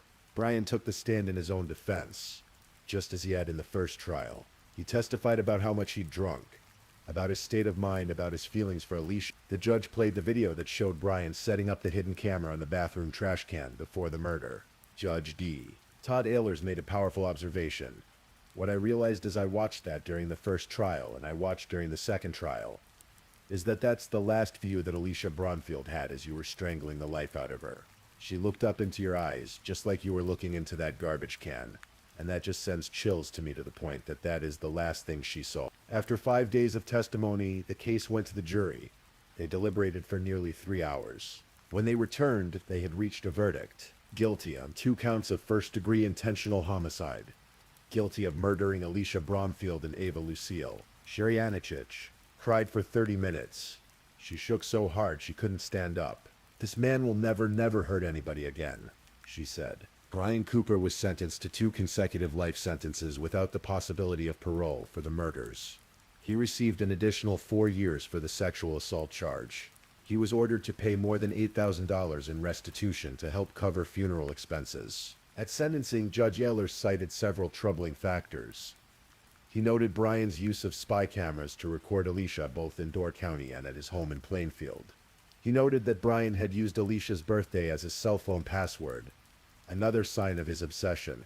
And he noted the forensic pathologist's description of what had been done to Alicia's body. I consider, Mr. Cooper, the severity of the whole offense, not just the strangulation but the assault you imposed on the body of Alisha Bromfield, to be an extremely troubling factor, the judge said. Brian read a written statement and 2 poems he'd written. He said he and Alisha had enjoyed eating together, taking work trips, and watching the television show 24 together. He added, along with all the remorse, regret, and shame that streams down through my veins each and every day, I have come to the assumption that there are really no words I can truly say to express how sorry I am. That such tragedy did happen, and the fact that I did cause the death of Alisha and Ava Bromfield. The judge noted that Brian's statement lacked a direct apology to Alicia's family. Alicia's mother and other family members spoke about the effect of her death. The emotional pain is difficult to describe unless you've lost a child, Sherry said. In August of 2017, Brian appealed his conviction. The appeal was denied. He remains in prison, where he will spend the rest of his life. Sherry Anichit could have stopped after the conviction. She'd achieved justice for Alisha. She'd changed the law in Wisconsin. But Sherry didn't stop. The law she'd fought to change in Wisconsin inspired similar changes across the country. 31 additional states followed Wisconsin's lead and eliminated or restricted the use of voluntary intoxication as a defense for intentional crimes. 32 states total changed their laws because of Alisha's case, because of Sherry's advocacy. But Sherry wanted to do more. She established the Purple Project, an organization dedicated to supporting single young mothers and providing grief counseling to parents who have lost children to murder. Through the Purple Project, Sherry transformed her unimaginable grief into a force for positive change, helping others navigate situations similar to what Alisha had faced and supporting families destroyed by violence. Sherry also pursued a civil lawsuit against Home Depot and Grand Flower Growers.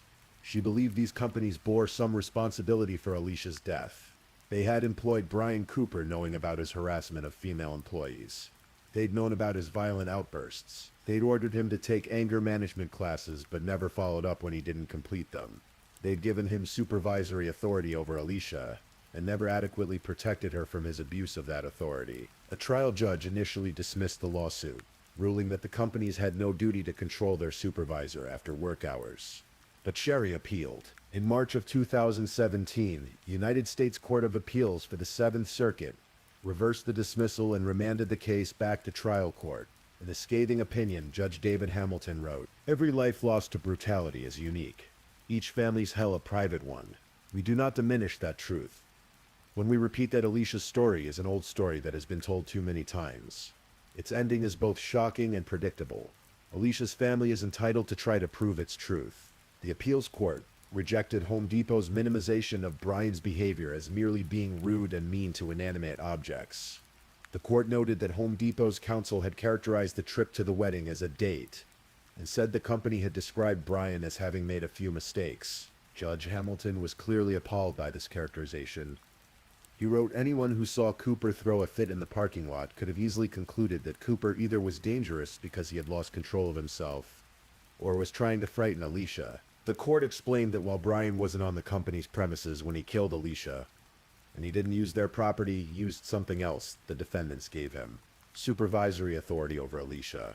He threatened to fire her or reduce her hours if she didn't go to his sister's wedding. He could only make those threats because Home Depot and Gran had made him her supervisor. Let's take a moment to remember who Alisha Bromfield was before she became a true crime story. She was a daughter who called her mother from Wisconsin to say there had been a fight, trusting that her mother would understand and support her. She was a student who'd worked since she was 16 years old while pursuing 2 demanding college degrees simultaneously, just 1 semester away from graduation. She was a friend who confided her fears to her coworkers, who told them she was scared but felt she had no choice. She was an expectant mother who'd already chosen a name for her daughter, Ava Lucille, who was preparing to raise her baby alone with courage and determination. She was 21 years old. Alisha's obituary lists her survivors: her parents, Sherry Anichich and James Heisner, and her 4 siblings, Brione Anichich, Luke Anichich, Chase Heisner, and Colton Heisner. Her funeral service was held on August 25th, 2012 at Holy Family Catholic Church. She was buried at Mary Cemetery in Mokena, Illinois, but Alisha's legacy extends far beyond her grave. Because of what happened to her, and because of her mother's tireless advocacy, 32 states changed their laws. Defendants across America can no longer hide behind voluntary intoxication as an excuse for intentional violence. The Purple Project continues to help single mothers and grieving parents. And perhaps most importantly, Alisha's story serves as a reminder of the importance of workplace protections, of believing women when they report harassment, of taking action when employees display warning signs of violence. Multiple people saw Brian Cooper's behavior and recognized it as dangerous. Alisha reported his harassment. Other employees witnessed his violent outbursts. But the systems that should have protected her failed. The anger management classes that were ordered were never completed or followed up on. The complaints that were made were not adequately addressed. Alisha told her friends she needed to keep her job. She was pregnant, visibly pregnant, and she knew another employer was unlikely to hire her. She knew she needed the income to support Ava, so she endured the harassment. She went on the trip to Wisconsin even though she didn't want to go. She tried to manage the situation to get through it, to survive until she could graduate and start her career. She should have been protected. She should have been safe. She should be alive today, raising Ava, working in the field of forensic psychology and criminal justice she loved so much. The Seventh Circuit's opinion included a powerful observation that speaks to how common this situation truly is. Alisha's story is an old story that has been told too many times. How many other Alishas are out there right now? How many young women are enduring harassment from supervisors, feeling trapped because they need their jobs, hoping they can just manage the situation until things get better? Sherianishich, through her incredible heartbreak, had a message for those women and for all of us. Stand up and make a difference. You can help another family not go through the pain and the nightmare that our family is going through still. If you see someone being harassed at work, speak up. If you witness threatening behavior, report it. If someone confides in you that they're scared of their boss, believe them and help them find resources. And if you're in a situation like Alisha was, please know that your life is worth more than any job. Reach out for help. Talk to human resources. Or if they won't listen, talk to a lawyer. Document everything. And please, trust your instincts. If something feels dangerous, it probably is. Alisha Bromfield deserved better. Ava Lucille deserved a chance at life. And while we cannot change what happened to them, we can honor their memory by working to ensure no one else suffers the same fate. As you drift off to sleep tonight, hold space in your heart for Alisha and Ava. Remember them not just as victims of a terrible crime, but as symbols of why workplace safety matters, why we must believe and protect vulnerable employees, and why one mother's determination to change unjust laws can ripple out to protect countless others. Please, I'm just putting it out there. If you're still awake and listening, drop a comment. Let me know where you're tuning in from, the time in your part of the world, or just say something to let me know you're still with me. And of course, if you haven't already, like this video and subscribe so you don't miss the next true crime story for sleep. Now, let's move on to our fourth story.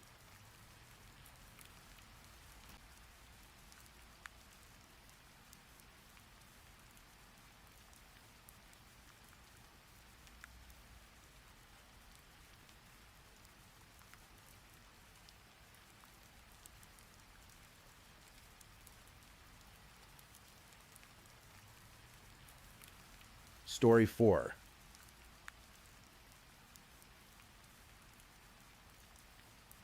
Tonight we're going to look into a story that matters. A story about a young woman whose life was cut short, and the investigation that brought her killer to justice. This is the story of Phoenix Nets. We're going back to the spring of 2020, to a time when the world was quiet, locked down, holding its breath. Phoenix Nets was born on the 4th of August, 1991 in Croydon, a borough in South London where city meets suburb, where terraced houses line streets that have seen generations come and go. She was the daughter of Mark and Saskia Nets, parents who loved her deeply, who watched her grow with pride and hope. As a child, Phoenix attended Parish Church Junior School in Croydon, where she was known as a bright, clever girl. Her aunt would later remember her as lovely and sweet-natured. Her father would tell family members proudly about how intelligent she was, how much potential she had. Phoenix loved horses. She was a keen rider in her youth, spending hours at stables, learning to care for these magnificent animals, finding peace in their company. She also loved drama, drawn to the creativity and expression it offered. At school she did well, showing promise, showing that brightness her father spoke of. When she was old enough, Phoenix went to university. She enrolled at Canterbury Christchurch University in 2009. With dreams of becoming a paramedic, she wanted to help people. She wanted to save lives. For 2 years, she studied in Canterbury, that ancient city with its cathedral and cobblestone streets, trying to build the foundation for the future she imagined. But life, as it so often does, took unexpected turns. Phoenix struggled. She battled with mental health issues that made everything harder. She experimented with drugs, first marijuana, then acid, cocaine, MDMA, searching perhaps for relief, for escape, for something she couldn't name. Her relationship with her parents became strained after their separation. The foundation she'd been building began to crack. She left university before completing her degree. The dream of becoming a paramedic faded. At least for now, Phoenix moved around, trying to find her footing. She had relationships that didn't work out. She moved from London to Birmingham to be with someone, to start fresh. When that relationship ended, she found herself adrift again. But Phoenix wasn't giving up. In late 2019 or early 2020, she moved into a women's refuge in Lozells, a neighborhood in West Birmingham. These refuges exist as safe spaces, places where women can stay when they need shelter, when they need to escape difficult circumstances, when they need time to rebuild. Phoenix was trying to rebuild. At 28 years old, she was planning her next chapter. She was thinking about moving back to London, back to her parents, back to the familiar streets of Croydon. She talked to her friends about it. She was making plans. Her future, as the judge would later say, was looking bright, shining, and promising. A fresh start was ahead of her. She had no way of knowing that someone else had very different plans. Eureka Conita Gordon moved into the women's refuge in Los Ells around early 2020, maybe 6 months before everything fell apart. She was 28 years old, the same age as Phoenix. She'd been born in Jamaica and had moved to England when she was 7, living first with an aunt before her mother joined her. Gordon's mother would later describe her daughter in haunting terms, calling her a ticking time bomb. She would say Gordon wasn't a bad person at heart, but those words spoken after the unthinkable carried the weight of a mother who'd seen warning signs, who'd perhaps feared what her daughter might be capable of. Psychological assessments would later reveal that Gordon had a personality disorder. She had a low tolerance for frustration. She struggled intensely with perceived rejection, unable to process it, unable to accept it. These weren't excuses. The courts would make clear. Gordon's reality wasn't distorted. She knew what she was doing. But understanding the psychology helps us understand what happened next. When Gordon moved into the refuge, she lived next door to Phoenix. The two women met, and at first they became friends. Phoenix, with her kind and calm nature, took Gordon under her wing. They talked. They shared the small intimacies of daily life and shared accommodation. They became close, but for Gordon, friendship wasn't enough. She developed feelings, sexual feelings, feelings that Phoenix didn't share. And when Phoenix made it clear that she wasn't interested in that kind of relationship, Gordon didn't accept it. In February of 2020, Phoenix confided in a friend. Gordon had demanded sex with her, Phoenix said. When Phoenix refused, Gordon became aggressive. The friend listened, concerned, but perhaps not yet alarmed. These things happen, people think. It'll blow over, but it didn't blow over. It escalated. On April 7th, Phoenix sent a text message to a friend. The message was casual in tone, but carried an undercurrent of real fear. She wrote, "There's a girl here who keeps asking me to be sexual. I think I'm going to move back to London. It's scaring me, lol." That lola at the end, that little laugh out loud, was Phoenix trying to make light of something that genuinely frightened her. It's what we do sometimes when we're scared, but don't want to worry others, or don't want to seem overdramatic, or don't yet fully believe the danger we're in. Phoenix made plans to return to London, to move in with her parents. She talked about it with friends. She was going home. She was getting out. Gordon knew Phoenix was planning to leave.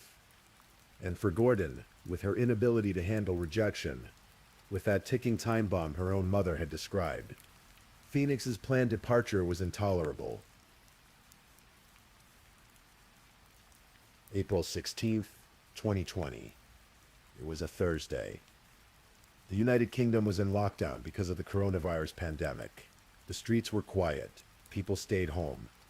The world felt suspended, waiting. Phoenix's last known contact with the outside world was a phone call with a friend in the early hours of that morning. They talked. Everything seemed normal. When the friend tried to call back that afternoon, Phoenix didn't answer. She would never answer again. Sometime that day, Gordon invited herself into Phoenix's room. Or perhaps Phoenix invited her in, not knowing what was about to happen. We know from another woman living in the shared accommodation that she heard sounds that afternoon, shouts. The words, help me, piercing through walls, then drilling sounds, banging. Gordon stabbed Phoenix 4 times in the torso. The wounds were serious, but here's what makes this even more chilling. Phoenix could have survived. If Gordon had called for help, if she dialed 999, if an ambulance had arrived, Phoenix wouldn't have died from those stab wounds. But Gordon didn't call anyone. She left Phoenix to bleed out in her room while she did something else entirely. She went online. She started searching. Between 1:04 in the afternoon and 3:07, Phoenix's phone was used to conduct internet searches. How to fix punctured lung. Internal bleeding. Can someone recover from getting stabbed? These weren't searches made out of concern. They were searches to assess whether Phoenix might survive without help. And when Gordon determined that Phoenix would likely die, she simply waited. She let Phoenix bleed. She let her die alone, in pain, calling for help that never came. Phoenix Nets died on April 16th. 2020. She was 28 years old. She'd been planning to go home. Some killers panic after committing murder. They flee, they turn themselves in, they break down. Gordon did none of these things. Instead, she set about covering up her crime with a level of calculation that would shock even hardened police investigators. The next morning, April 17th, a circular saw was delivered to the refuge. Gordon had purchased it the day before on Gumtree, a classified ads website, for £45. The delivery arrived shortly before 11 in the morning. Phoenix's body was either fully clothed or partially clothed. When Gordon used that saw to dismember her, the post-mortem examination would later determine that dismemberment took place at 5 different locations on the body, dividing it into 6 parts. Think about what that means. Think about the cold calculation required. Gordon wasn't in a blind rage anymore. She was methodical, precise. She had work to do, and she did it. But Gordon's plan was more intricate than just disposing of the body. She needed people to believe Phoenix was still alive. So she took Phoenix's phone and began a campaign of deception that would last for weeks. She sent text messages to Phoenix's family and friends, pretending to be her. She sent emails. But Gordon went even further than that. She downloaded an audio editing application, software that allowed her to manipulate voice recordings. She used it to alter her own voice to sound more like Phoenix's. Then send voice messages to Phoenix's loved ones. Imagine receiving a voice message from your daughter, your friend, hearing her voice telling you she's fine. She's moved to London. She's doing well. Everything's okay. You'd believe it, wouldn't you? You'd have no reason not to. Gordon searched the internet for other things too. How do killers get caught, she wanted to know. Can a body burn to ashes with petrol? She was planning ahead, trying to stay ahead of any investigation. She bought 2 suitcases, large ones.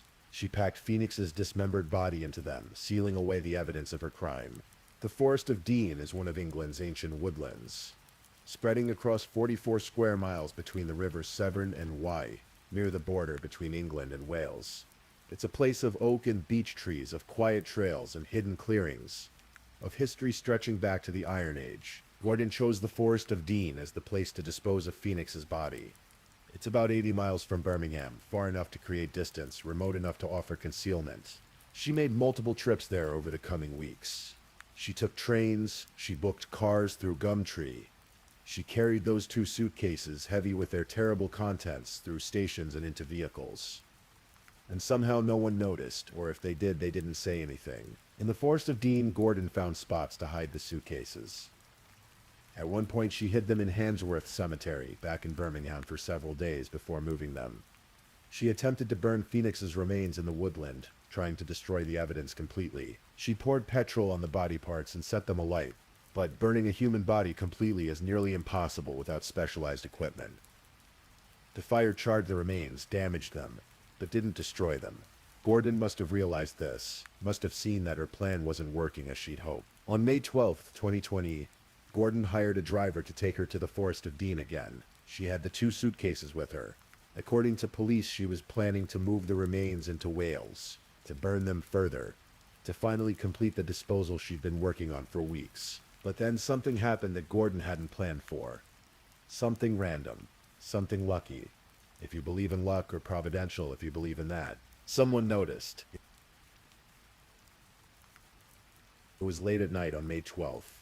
Around 10:30 in the evening, a member of the public was driving on the A4136 road near Colford in the Forest of Dean when they noticed a car being driven erratically. In ordinary times, they might have just driven past, might have thought the driver was tired or lost. But these weren't ordinary times. The UK was in strict lockdown. People weren't supposed to be out, unless absolutely necessary. Seeing a car being driven strangely in a remote area late at night raised suspicions. The witness called the police. Officers from Gloucestershire Constabulary responded, locating the vehicle a short time later.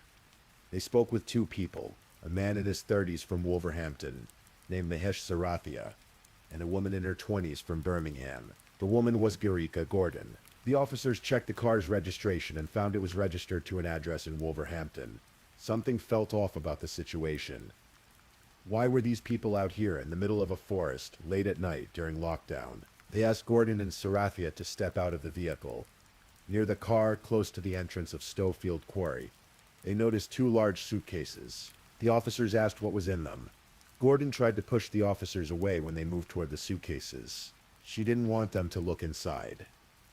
The officers thought perhaps there were drugs or stolen property in the luggage. They opened one of the suitcases anyway. What they found was a partially burned human torso. Detective Chief Inspector John Turner would later recall that the officers were really shocked. They were looking at dismembered human remains, charred and disturbing, stuffed into luggage in the middle of the woods. Gordon's response was strange, chilling in its casualness. When she was arrested in caution, she said, "Sorry guys, I didn't want you to see that. Not I didn't do it. Not this isn't what it looks like. Just an apology for the officers having to witness what she'd done." Both Gordon and Sarathia were arrested on suspicion of murder. The suitcases were seized.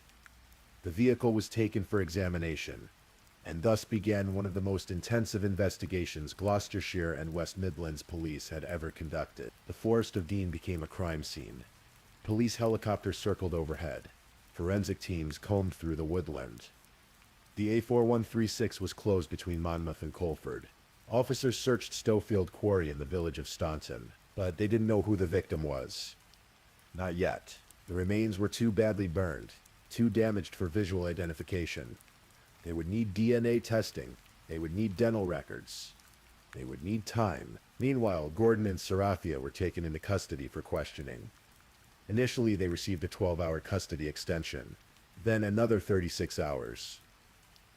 The investigators needed time to build their case, to understand what had happened. On May 15th, 3 days after the discovery, police conducted a post-mortem examination.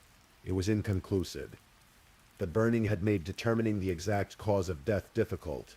Further examinations would be needed. That same day, police began searching properties in Wolverhampton and Birmingham. They needed to find where this person had been killed, where they'd been dismembered. Their investigation led them to a women's refuge in Lozells, Birmingham. The DNA test came back. The remains belonged to a 28-year-old woman named Phoenix Netz. Now the investigators had a name. Now they could piece together what had happened. The investigation shifted from Gloucestershire Constabulary to West Midlands Police. As it became clear Phoenix had been murdered in Birmingham, not in the Forest of Dean, detectives descended on the refuge where Phoenix had lived. They examined her room, finding that the bed, mattress, carpet, and underlay had all been removed. But blood staining was discovered in the living area. In the kitchen, in the shower, someone had tried to clean up but hadn't been thorough enough. They found the circular saw in Gordon's room, still bearing evidence of what it had been used for. They found handwritten plans and notes about removing the body from Colford and moving it to Wales to burn it further. They examined hours and hours of CCTV footage, tracking Gordon's movements for around a month prior to the discovery. They watched her make numerous trips to Colford by car and by train. They watched her take 2 suitcases from the refuge to Handsworth Cemetery, where she hid them for several days. They watched her move through train stations, through streets, carrying death and luggage while the world went about its business. They analyzed Phoenix's phone records and found all those messages, all those emails, all those voice recordings Gordon had sent, pretending to be Phoenix. The voice editing app was still on the phone. They interviewed the other woman living in the accommodation, who confirmed hearing the shouts for help, the drilling, the banging on April 16th. The case against Gordon was overwhelming. The evidence was everywhere, but there was still the question of Mahesh Sarathia, the man who'd been with Gordon when she was arrested. What was his role? After investigation, police determined that Sarathia had agreed to drive Gordon to the Forest of Dean, but hadn't known what was in the suitcases. He'd been charged with assisting an offender, but on November 10th, 2020, all charges against him were dropped. He'd been used by Gordon, unwittingly drawn into her plan without understanding what he was helping with. Gordon, however, had no such defense. She knew exactly what she'd done. For nearly a year, Gordon prepared for trial. She was held at HM Prison Eastwood Park. The trial date was set for late April 2021. Phoenix's family waited for their day in court, waited to hear why their daughter had been taken from them. But then, days before the trial was scheduled to begin, Gordon changed her plea. On April 21st, 2021, she appeared via video link from prison before Bristol Crown Court. She confirmed her identity, and she pleaded guilty to murdering Phoenix Nets between April 14th and May 12th, 2020. It meant Phoenix's family wouldn't have to endure a trial, wouldn't have to hear every detail recounted in open court. But it also meant they'd get answers. Closure. Justice. The sentencing hearing took place on May 4th, 2021. Prosecutor Andrew Smith, QC, laid out the facts of the case for the court. He explained how Gordon had demanded a sexual relationship, how Phoenix had refused, how Gordon had become aggressive. He described the text messages Phoenix had sent to friends revealing her fear. He detailed the stabbing, the waiting, the dismemberment, the elaborate cover-up. He read victim impact statements from Phoenix's parents, Mark and Saskia. Mark spoke of how their lives had been irreversibly changed, how the anguish was indescribable. Saskia described herself as forever devastated, forever empty. They spoke of their profound loss, of losing a daughter they'd expected to share the next chapter of life with. The pain wasn't just about Phoenix's death. They explained. It was exacerbated by knowing the manner of her death, by knowing that someone had impersonated her, had sent them messages in her voice while she was already gone, had made them believe she was alive and well when she was already dead. Gordon's own mother didn't testify, but court filings included her description of Gordon as a ticking time bomb. She insisted her daughter wasn't a bad person at heart. But the words rang hollow against the magnitude of what Gordon had done. Defense attorneys presented psychological assessments showing Gordon had a personality disorder, low tolerance for frustration, difficulty with rejection. But High Court Judge Mrs. Justice Cutts made clear these factors might explain Gordon's actions in part, but they hadn't distorted her reality. Gordon had known what she was doing. She'd been calculating, methodical, fully aware. Justice Cutts addressed Gordon directly during sentencing. She spoke of Phoenix as a lovely, caring, compassionate woman who was deeply loved. She noted that Phoenix had intended to move back to live with her parents, that her future had been looking bright and promising. A fresh start was ahead of her, Justice Cutts said. You robbed her of that fresh start. You took her from the supportive parents who loved and cherished her. The judge described Gordon as wicked, callous, and a very dangerous young woman. The deliberate refusal to get medical help for Phoenix, allowing her to die slowly when she could have survived, showed a level of cruelty that couldn't be overlooked. The sentence was life imprisonment, with a minimum term of 23 years and 6 months. Gordon would be eligible for parole after that, but there was no guarantee she'd ever be released. If she was released, she'd remain on license for the rest of her life. Detective Superintendent Scott Griffiths of West Midlands Police spoke to the media afterward. He described the case as extremely distressing for everyone involved, especially Phoenix's loved ones. He praised the officers who'd worked on it, noting how shocking even hardened investigators had found the discovery of Phoenix's dismembered body. She went to great lengths to pretend Phoenix was still alive and had moved out of the area. Griffiths said, as well as great efforts to dispose of her body, hoping her despicable crime would go unnoticed. He added that he genuinely believed if officers hadn't found Gordon that night in the Forest of Dean, they would never have found Phoenix's body. Gordon's devious plot might have worked. Phoenix might have simply disappeared. Another missing person. Another unsolved case. Her family never knowing what happened. But the random chance of someone noticing an erratically driven car. The decision of that witness to call police. The officer's curiosity about those suitcases. All of it came together to bring Phoenix home. To bring her family answers. To bring her killer to justice. Detective Chief Inspector John Turner of Gloucestershire Police described Gordon as cold and evasive when she spoke to officers. When they'd asked about the suitcases, she tried to push them away. When they'd opened them anyway, her apology had been bizarre, inappropriate, revealed. From what we were looking at, Turner said, it was clear we were dealing with a very devious person. Phoenix's family released a statement after the sentencing. They thanked all the police officers from all the forces involved, especially West Midlands Police. They acknowledged their families, close friends, neighbors, and Phoenix's friends for their support during the terrible year since her death. They wanted to make something clear. Phoenix was entirely blameless. I hope that this is now clear to everyone. She was the victim of a senseless act of violence, which ended her life at a young age. She was greatly loved by her family, and we cared for her very much. Phoenix Nets was born on August 4th, 1991. and died on April 16, 2020. She lived 28 years. Not nearly long enough. Not nearly enough time to accomplish all the things she'd hoped to accomplish. To become all the things she'd hoped to become. She was a daughter. She was a friend. She was someone who loved horses and drama and the Louis Theroux documentaries. She was someone who dreamed of becoming a paramedic, of saving lives. She was someone who struggled, as so many of us do, with mental health and difficult circumstances, and trying to find her place in the world. She was someone who tried to be kind, who took Gordon under her wing when Gordon first moved into the refuge. She was someone who, when faced with unwanted advances, tried to handle it calmly, tried to extricate herself from the situation, tried to go home. Her aunt remembered her as lovely and sweet-natured. Her father spoke proudly of how clever she was. Her mother described the devastation, the emptiness that would never fully heal. The judge said Phoenix's future had been looking bright, shining and promising. We'll never know what that future would have held. We'll never know the person she might have become, the lives she might have touched, the contributions she might have made. What we do know is this: Phoenix Nets mattered. Her life had value. Her death was not in vain, because her story has been told. Her killer has been held accountable, and her memory has been honored.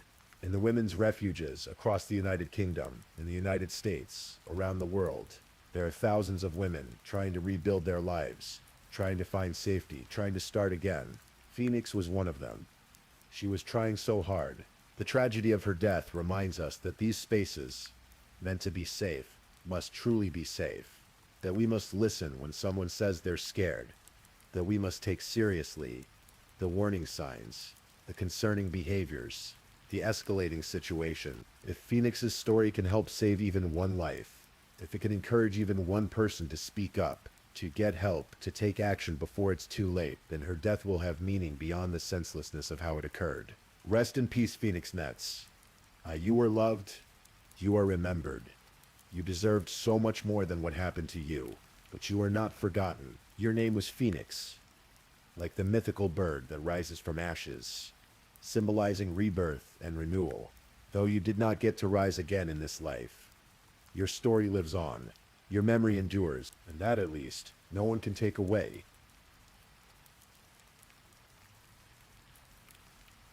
Please, if you're still awake, let's move on to our last story.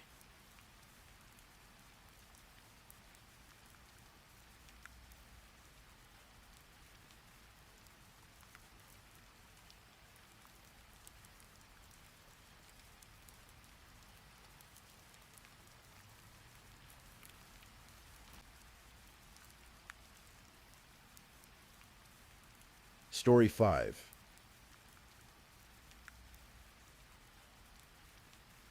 Let me tell you a story tonight. One that unfolds slowly, carefully, like the pages of a book turning in the quiet hours. This is a story about transformation and tragedy, about the masks we wear and the secrets we keep. So adjust your pillow, close your eyes if you'd like, and let me guide you through the haunting case of Anthony Milan Ross. Take a deep breath. Tonight, we walk together through the shadows of a Christmas that ended in heartbreak. In the early 2010s, a man named Anthony Milan Ross was becoming a familiar face in Phoenix, Arizona. He went by his middle name, Milan, and he had a story that resonated with thousands of people. It was a story of transformation, of hope, of a man who had conquered his demons and emerged victorious. Milan Ross had once weighed over 500 pounds. Think about that for a moment. The weight of his struggles, both physical and emotional, had nearly consumed him. He was born and raised in St. Louis, Missouri, in a family where obesity was common. Food was comfort. Food was celebration. Food was everything. But for Milan, food had become a prison. In 2012, Milan was working at Whole Foods Market in Phoenix. He had moved there years earlier, leaving behind his past in Missouri. The job provided something his family desperately needed: health insurance. His family had been facing medical bills, mounting expenses that threatened to drown them. So Milan walked away from his passion, music, and took a position stocking shelves, making salads, doing whatever was needed. But it was at Whole Foods that Milan's life took a turn. The company offered its employees something unusual: a week-long health immersion program led by Dr. Scott Stoll. was meant for those who needed it most. Those who were struggling. Milan applied, and he was accepted. That week changed everything, or so it seemed. During the 7-day program, Milan learned about plant-based nutrition, about whole foods, about the power of veganism to transform not just the body, but the entire life. He listened to Dr. Stoll's teachings with the fervor of a convert. He embraced the lifestyle completely, absolutely, without reservation, and the weight began to fall away. 10 pounds, 20 pounds, 50 pounds, 100 pounds. The transformation was dramatic, stunning, almost miraculous. Over the course of his journey, Milan Ross lost more than 225 pounds. Some reports say it was closer to 300 pounds. His body changed. His face changed. He became unrecognizable from the man he had been. Milan documented everything. He took photographs, before and after images that showed two completely different people. He wrote about his journey. He started a blog. He began speaking at events. His message was simple and powerful. You can change no matter how far gone you think you are. No matter how hopeless it seems. You can transform yourself. The story spread. Milan Ross appeared on the cover of Vegan Lifestyle magazine, his arm around his young son Nigel. Both were smiling, radiant with health and happiness. He was featured in articles. He appeared on local television programs like Good Morning Arizona. He was interviewed at food festivals, speaking about his cookbook, his mission, his new life. He even appeared in a feature-length documentary about veganism, alongside celebrities like James Cameron and Samuel L. Jackson. Milan Ross was becoming exactly what he'd always wanted to be, a celebrity, someone people recognized, someone who mattered. He wrote a book called The Change, Transforming Yourself and Your Body into the Person You Want to Be. In it, he told his story in intimate detail, describing the week that changed his life, sharing the wisdom of Dr. Stoll, offering hope to anyone who struggled with their weight. He launched his own brand, Full Flavor Vegan. He developed an organic health food line. His website proclaimed his mission, to help others escape the deadly hold of obesity, to educate people about the amazing benefits of living a compassionate, whole food, plant-based lifestyle. He gave talks across the United States. People came to hear him speak, drawn by his charisma, his passion, his transformation. He spoke of healing through food, of redemption, of second chances. To the outside world, Milan Ross was living proof that anyone could change their life. He seemed happy, successful, fulfilled. But beneath the surface, something else was happening. Something darker. What Milan Ross never talked about in his interviews, what he never mentioned in his book or his speeches, was that he had done this before. The transformation, the new life, the fresh start. He had done it by leaving everything behind. In 2003, Milan Ross had a family in Missouri, a wife named Nicole, and 4 daughters, Shalonda, Ebony, and their 2 younger sisters.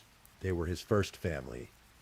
The family he never mentioned, the family he kept secret. One day, Milan simply disappeared.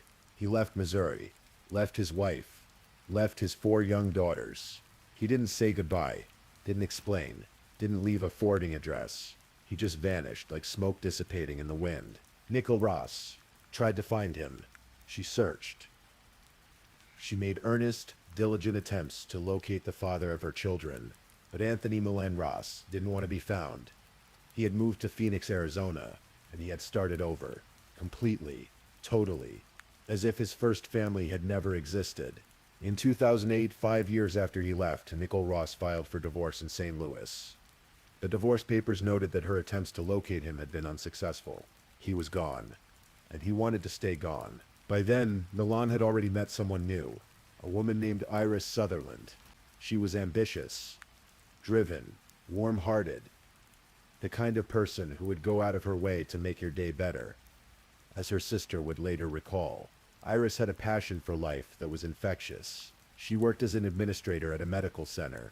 She was building a career, building a life. Milan and Iris married in 2009. They started a family. They had a son, Nigel, who was born with his father's charisma and his mother's warmth. Nigel was a performer, the kind of kid with a big personality who loved being on stage. Then came a daughter, Honora, a baby girl with her whole life ahead of her. To the world, Milan and Iris seemed like the perfect family. The after photo. The happy ending, but Iris's roommate and friend, Lashanya Echeverria, would later reveal that Iris discovered the truth. Somewhere between 4 and 7 years into their marriage, Iris found out about Milan's hidden past, about the wife and 4 daughters he'd abandoned in Missouri. The discovery shattered Iris.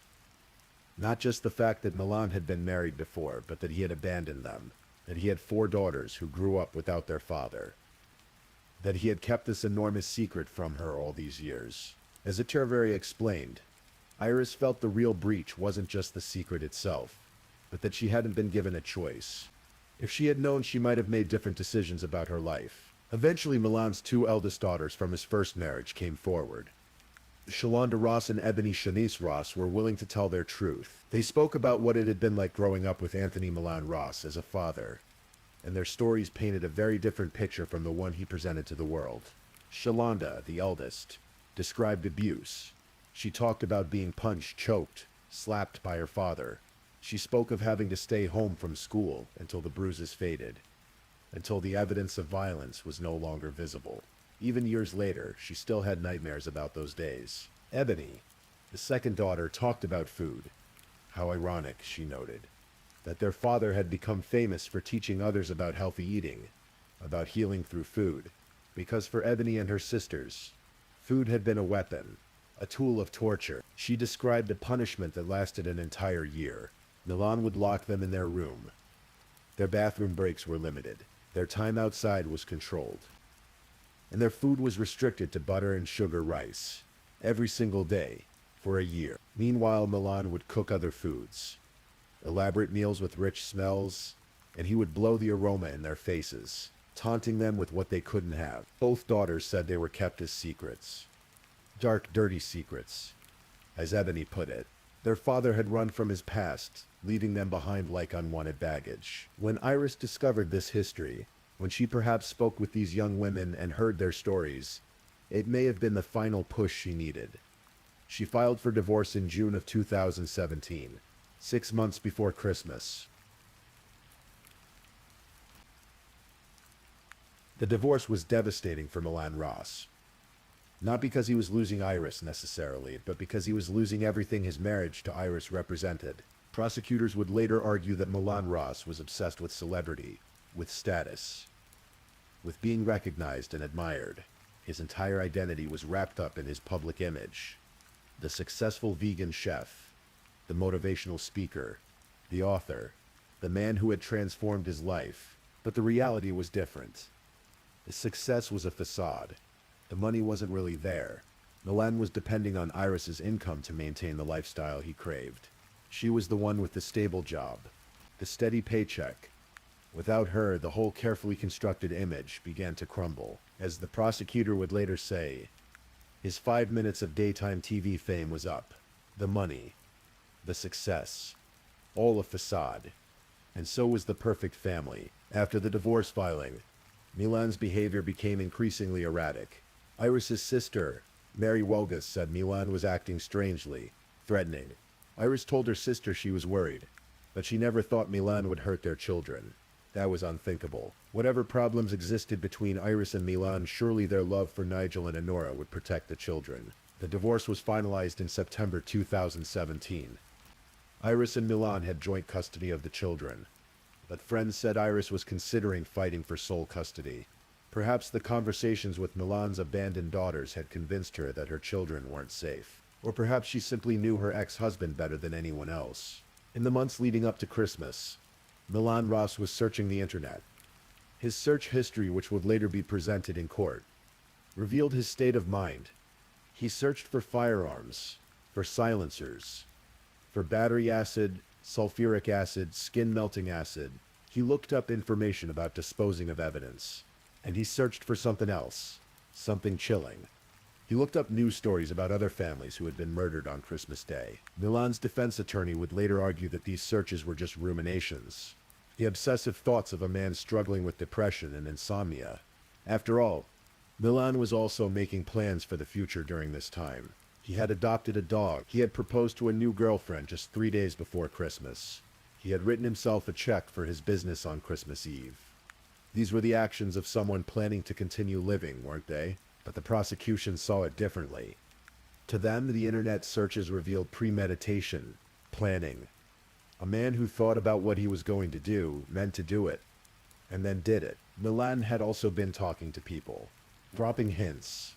He told multiple people to expect something big on Christmas, something significant. He said it in a way that seemed strange at the time, but nobody quite understood what he meant. On Christmas Eve, 2017, Milan spent time with his children. Nigel and baby Honora were staying with him for the holiday, and Iris would pick them up the following day. Milan seemed to be in good spirits. He made a video with 11-year-old Nigel and posted it on social media. In the video, Milan is smiling, laughing. He says, "Hey guys, I'm smiling and I'm hanging out with Nigel on Christmas Eve, and we're about to embarrass ourselves. We're gonna sing." Then Milan and Nigel perform Santa Claus is Coming to Town together. Their voices blend in the cheerful holiday classic. Nigel is beaming, full of life and joy. The video ends with them wishing everyone a Merry Christmas. It was the last time anyone would see Nigel alive. The last time his voice would be heard. The last moment of innocence before everything shattered. Christmas morning arrived in Phoenix, Arizona. The sun rose over the desert city, bringing with it the promise of celebration, family, togetherness. For most people, it was a day of joy, of opening presents and sharing meals, of making memories. For Milan Ross, Christmas morning began with whiskey. According to his defense attorney, he woke up depressed and started drinking. By the afternoon, he had consumed half a bottle. He sent messages to Iris. The content of those messages would later be disputed. But it's clear that Milan was in a dark state of mind. At some point that morning, after the whiskey and the messages, Milan Ross made a decision, or perhaps the decision had already been made long ago. In those late night hours spent searching the internet for weapons and acid and stories of family annihilations. At approximately 2:52 in the afternoon, Mary Walgas, Iris's sister, received a text message from Milan. She looked at her phone and felt her blood run cold. The first message said, "I just killed Iris and the kids." A moment later, another message arrived, with a gun. Mary knew immediately that something terrible had happened. She knew Milan was unstable. She had seen his dark side, though perhaps she hadn't realized how deep that darkness went. She called the police. Meanwhile, at the Highland Apartments on 16th Street and Highland Avenue in Phoenix, witnesses were seeing something horrific unfold. Iris Ross had arrived to pick up her children. She pulled into the parking lot, probably thinking about the rest of their Christmas day. Maybe they would open presents at home. Maybe they would visit family. Whatever plans she had, they would never come to fruition. Milan met her outside. They talked, or maybe they argued. Witnesses couldn't hear the words, but they could see what happened next. Iris tried to run. She turned and fled, desperate to get away from Milan, from whatever was happening.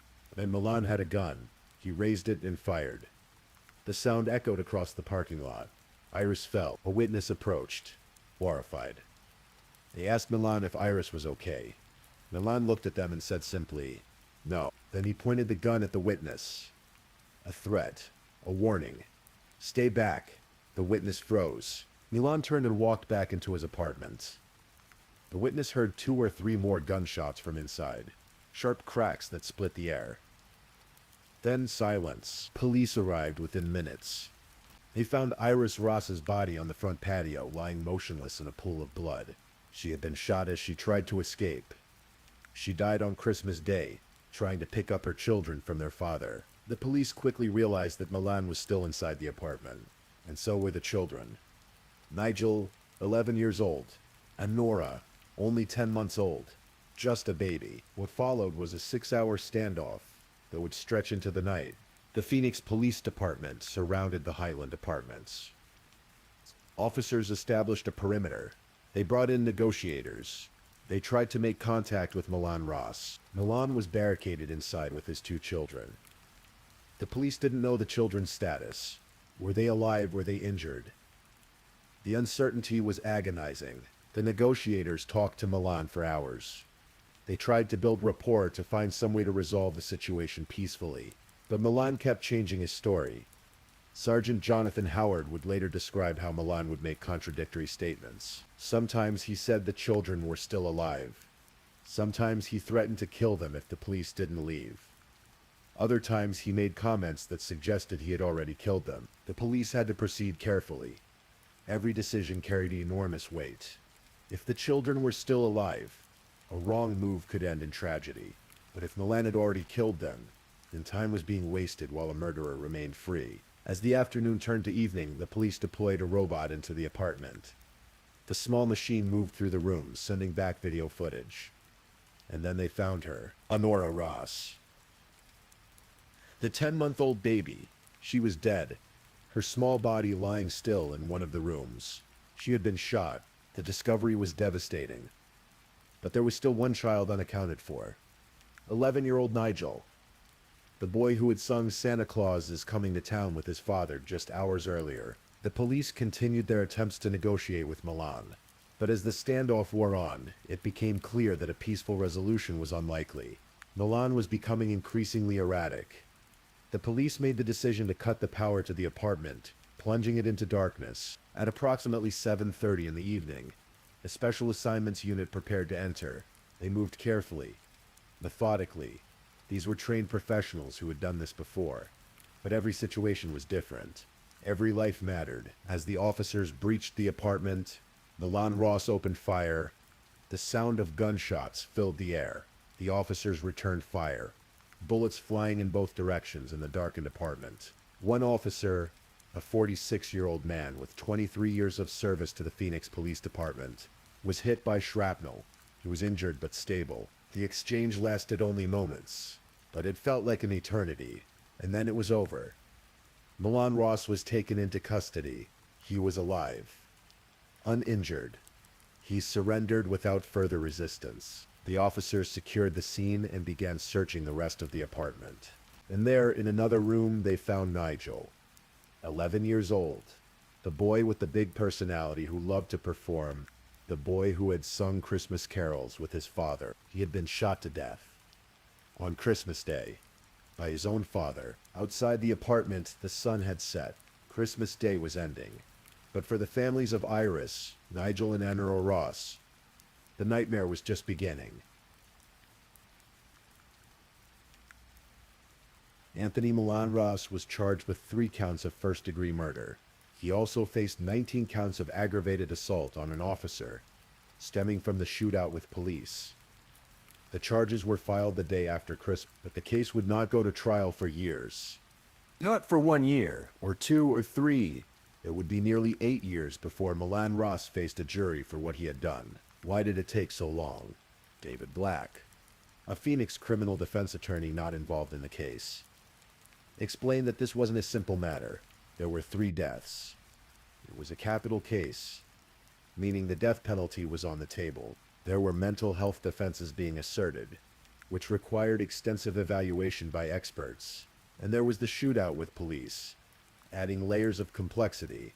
This wasn't a case that could be rushed through the system. So the years passed. Iris, Nigel, and Honora were buried. Their family grieved. Mary Wogas, Iris's sister, tried to explain to her own young son why Aunt Iris and his cousins were gone. How do you explain that to a child? How do you make sense of senseless violence? The public largely forgot about the case. Milan Ross's social media accounts remained frozen in time, still showing the cheerful Christmas Eve video.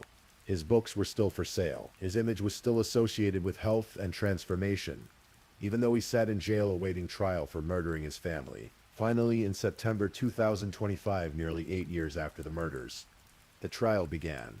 The opening statements painted 2 very different pictures of what had happened and why.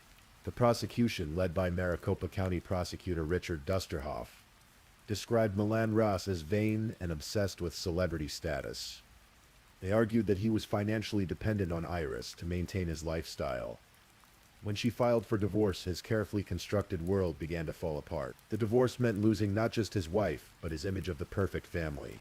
It meant losing the financial support that allowed him to maintain his persona as a successful chef and motivational speaker. Dusterhoff presented the internet searches as evidence of premeditation. The searches for weapons, for acids, for news stories about family murders. He pointed to Milan's statement that people should expect something big on Christmas. He argued that Milan had planned the murders carefully, that he had thought about it before he did it, meant to do it, and then did it. The prosecution's theory was that this was revenge. Milan couldn't let Iris go. He couldn't let her take the children and the life they represented. If he couldn't have them, no one would. The defense, led by attorney Carrie Gallagher, presented a different narrative. She acknowledged that what happened was a tragedy, but argued that the prosecution had to prove premeditation for first-degree murder. She painted Milan as a man struggling with severe mental health issues in 2017. He had depression. He had insomnia, going days with poor sleep or even no sleep at all. Gallagher argued that the internet searches represented rumination, not concrete planning. She pointed to the future-oriented activities Milan was engaged in during the same period. He had proposed to his girlfriend 3 days before Christmas. He had adopted a dog with her. He had written himself a check for his business on Christmas Eve. These weren't the actions of someone planning to die or to spend the rest of his life in prison, she argued. On Christmas Day, according to the defense, Milan woke up depressed and intoxicated after drinking half a bottle of whiskey. He sent messages to Iris about their separation. What happened next, Gallagher suggested, was impulsive rather than planned. A tragedy born of a moment of darkness, not a calculated act of revenge. The trial stretched on for weeks. As witnesses testified, evidence was presented. The jury heard about Milan's weight loss journey, his public persona, his hidden past with his first family in Missouri. They heard from Iris's sister about the threatening messages. They saw the Christmas Eve video of Milan and Nigel singing together. Knowing what would happen less than 24 hours later, on November 3rd, 2025, after hearing all the evidence, the jury reached a verdict. Guilty on all 3 counts of first-degree murder. Guilty of killing Iris. Guilty of killing 11-year-old Nigel. Guilty of killing 10-month-old Honora. The jury also found Milan Ross guilty on 3 counts of aggravated assault, related to the murders and 17 counts of aggravated assault on a peace officer. The verdict came 8 years after the murders. Justice delayed, but not denied. Anthony Milan Ross's sentencing is scheduled for January 9th, 2026. He faces multiple life sentences in prison without the possibility of parole. There is also the possibility of the death penalty, either by lethal injection or by the gas chamber. Methods still available under Arizona law. When that day comes, Milan Ross will stand before a judge and hear his fate. The family of Iris, Nigel, and Honora will have the opportunity to make victim impact statements, to speak directly about what was taken from them that Christmas Day. Mary Wagas has spoken publicly about her grief. She described Nigel as a really cool kid with a big personality. She remembered Honora's smile. She spoke of Iris's ambition, her kindness, the way she would go out of her way to make someone's day better. All 3 of them gone. 3 lives ended in an afternoon of violence that began with a man who couldn't let go, who couldn't accept that his carefully constructed image had crumbled. The 2 daughters from Milan's first family, Shalonda and Ebony, have also spoken.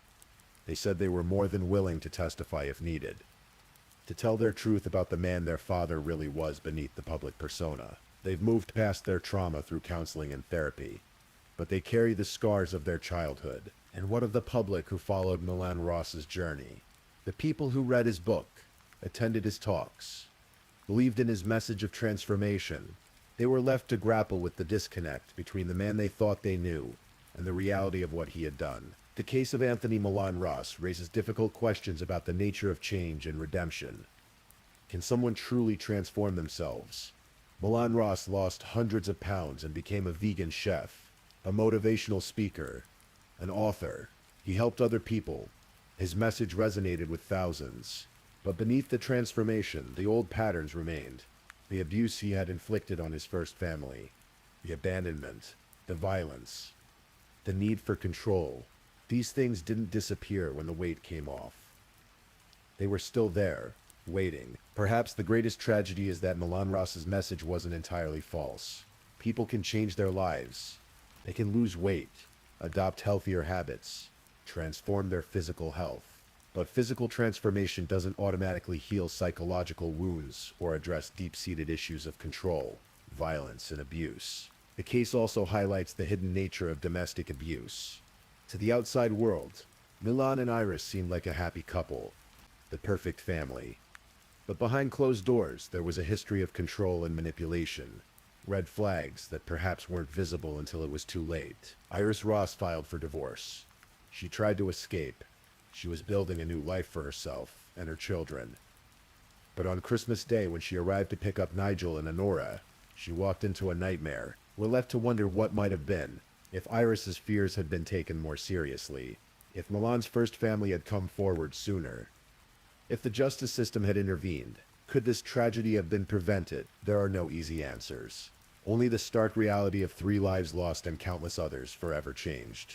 As we come to the end of this story, take a moment to breathe. Let the weight of this tragedy settle, but don't let it overwhelm you. These stories matter. They remind us that beneath the surface of our seemingly ordinary lives, there are struggles we may not see. People we think we know may harbor secrets we can't imagine. The case of Anthony Milan Ross is a reminder to look beneath the surface, to question the images people project, to take seriously the warning signs of abuse and violence, and to remember that true transformation must go deeper than the physical. It must address the wounds of the soul. Rest now. Let the story drift through your mind as you fall asleep. Remember Iris, who tried to make everyone's day better.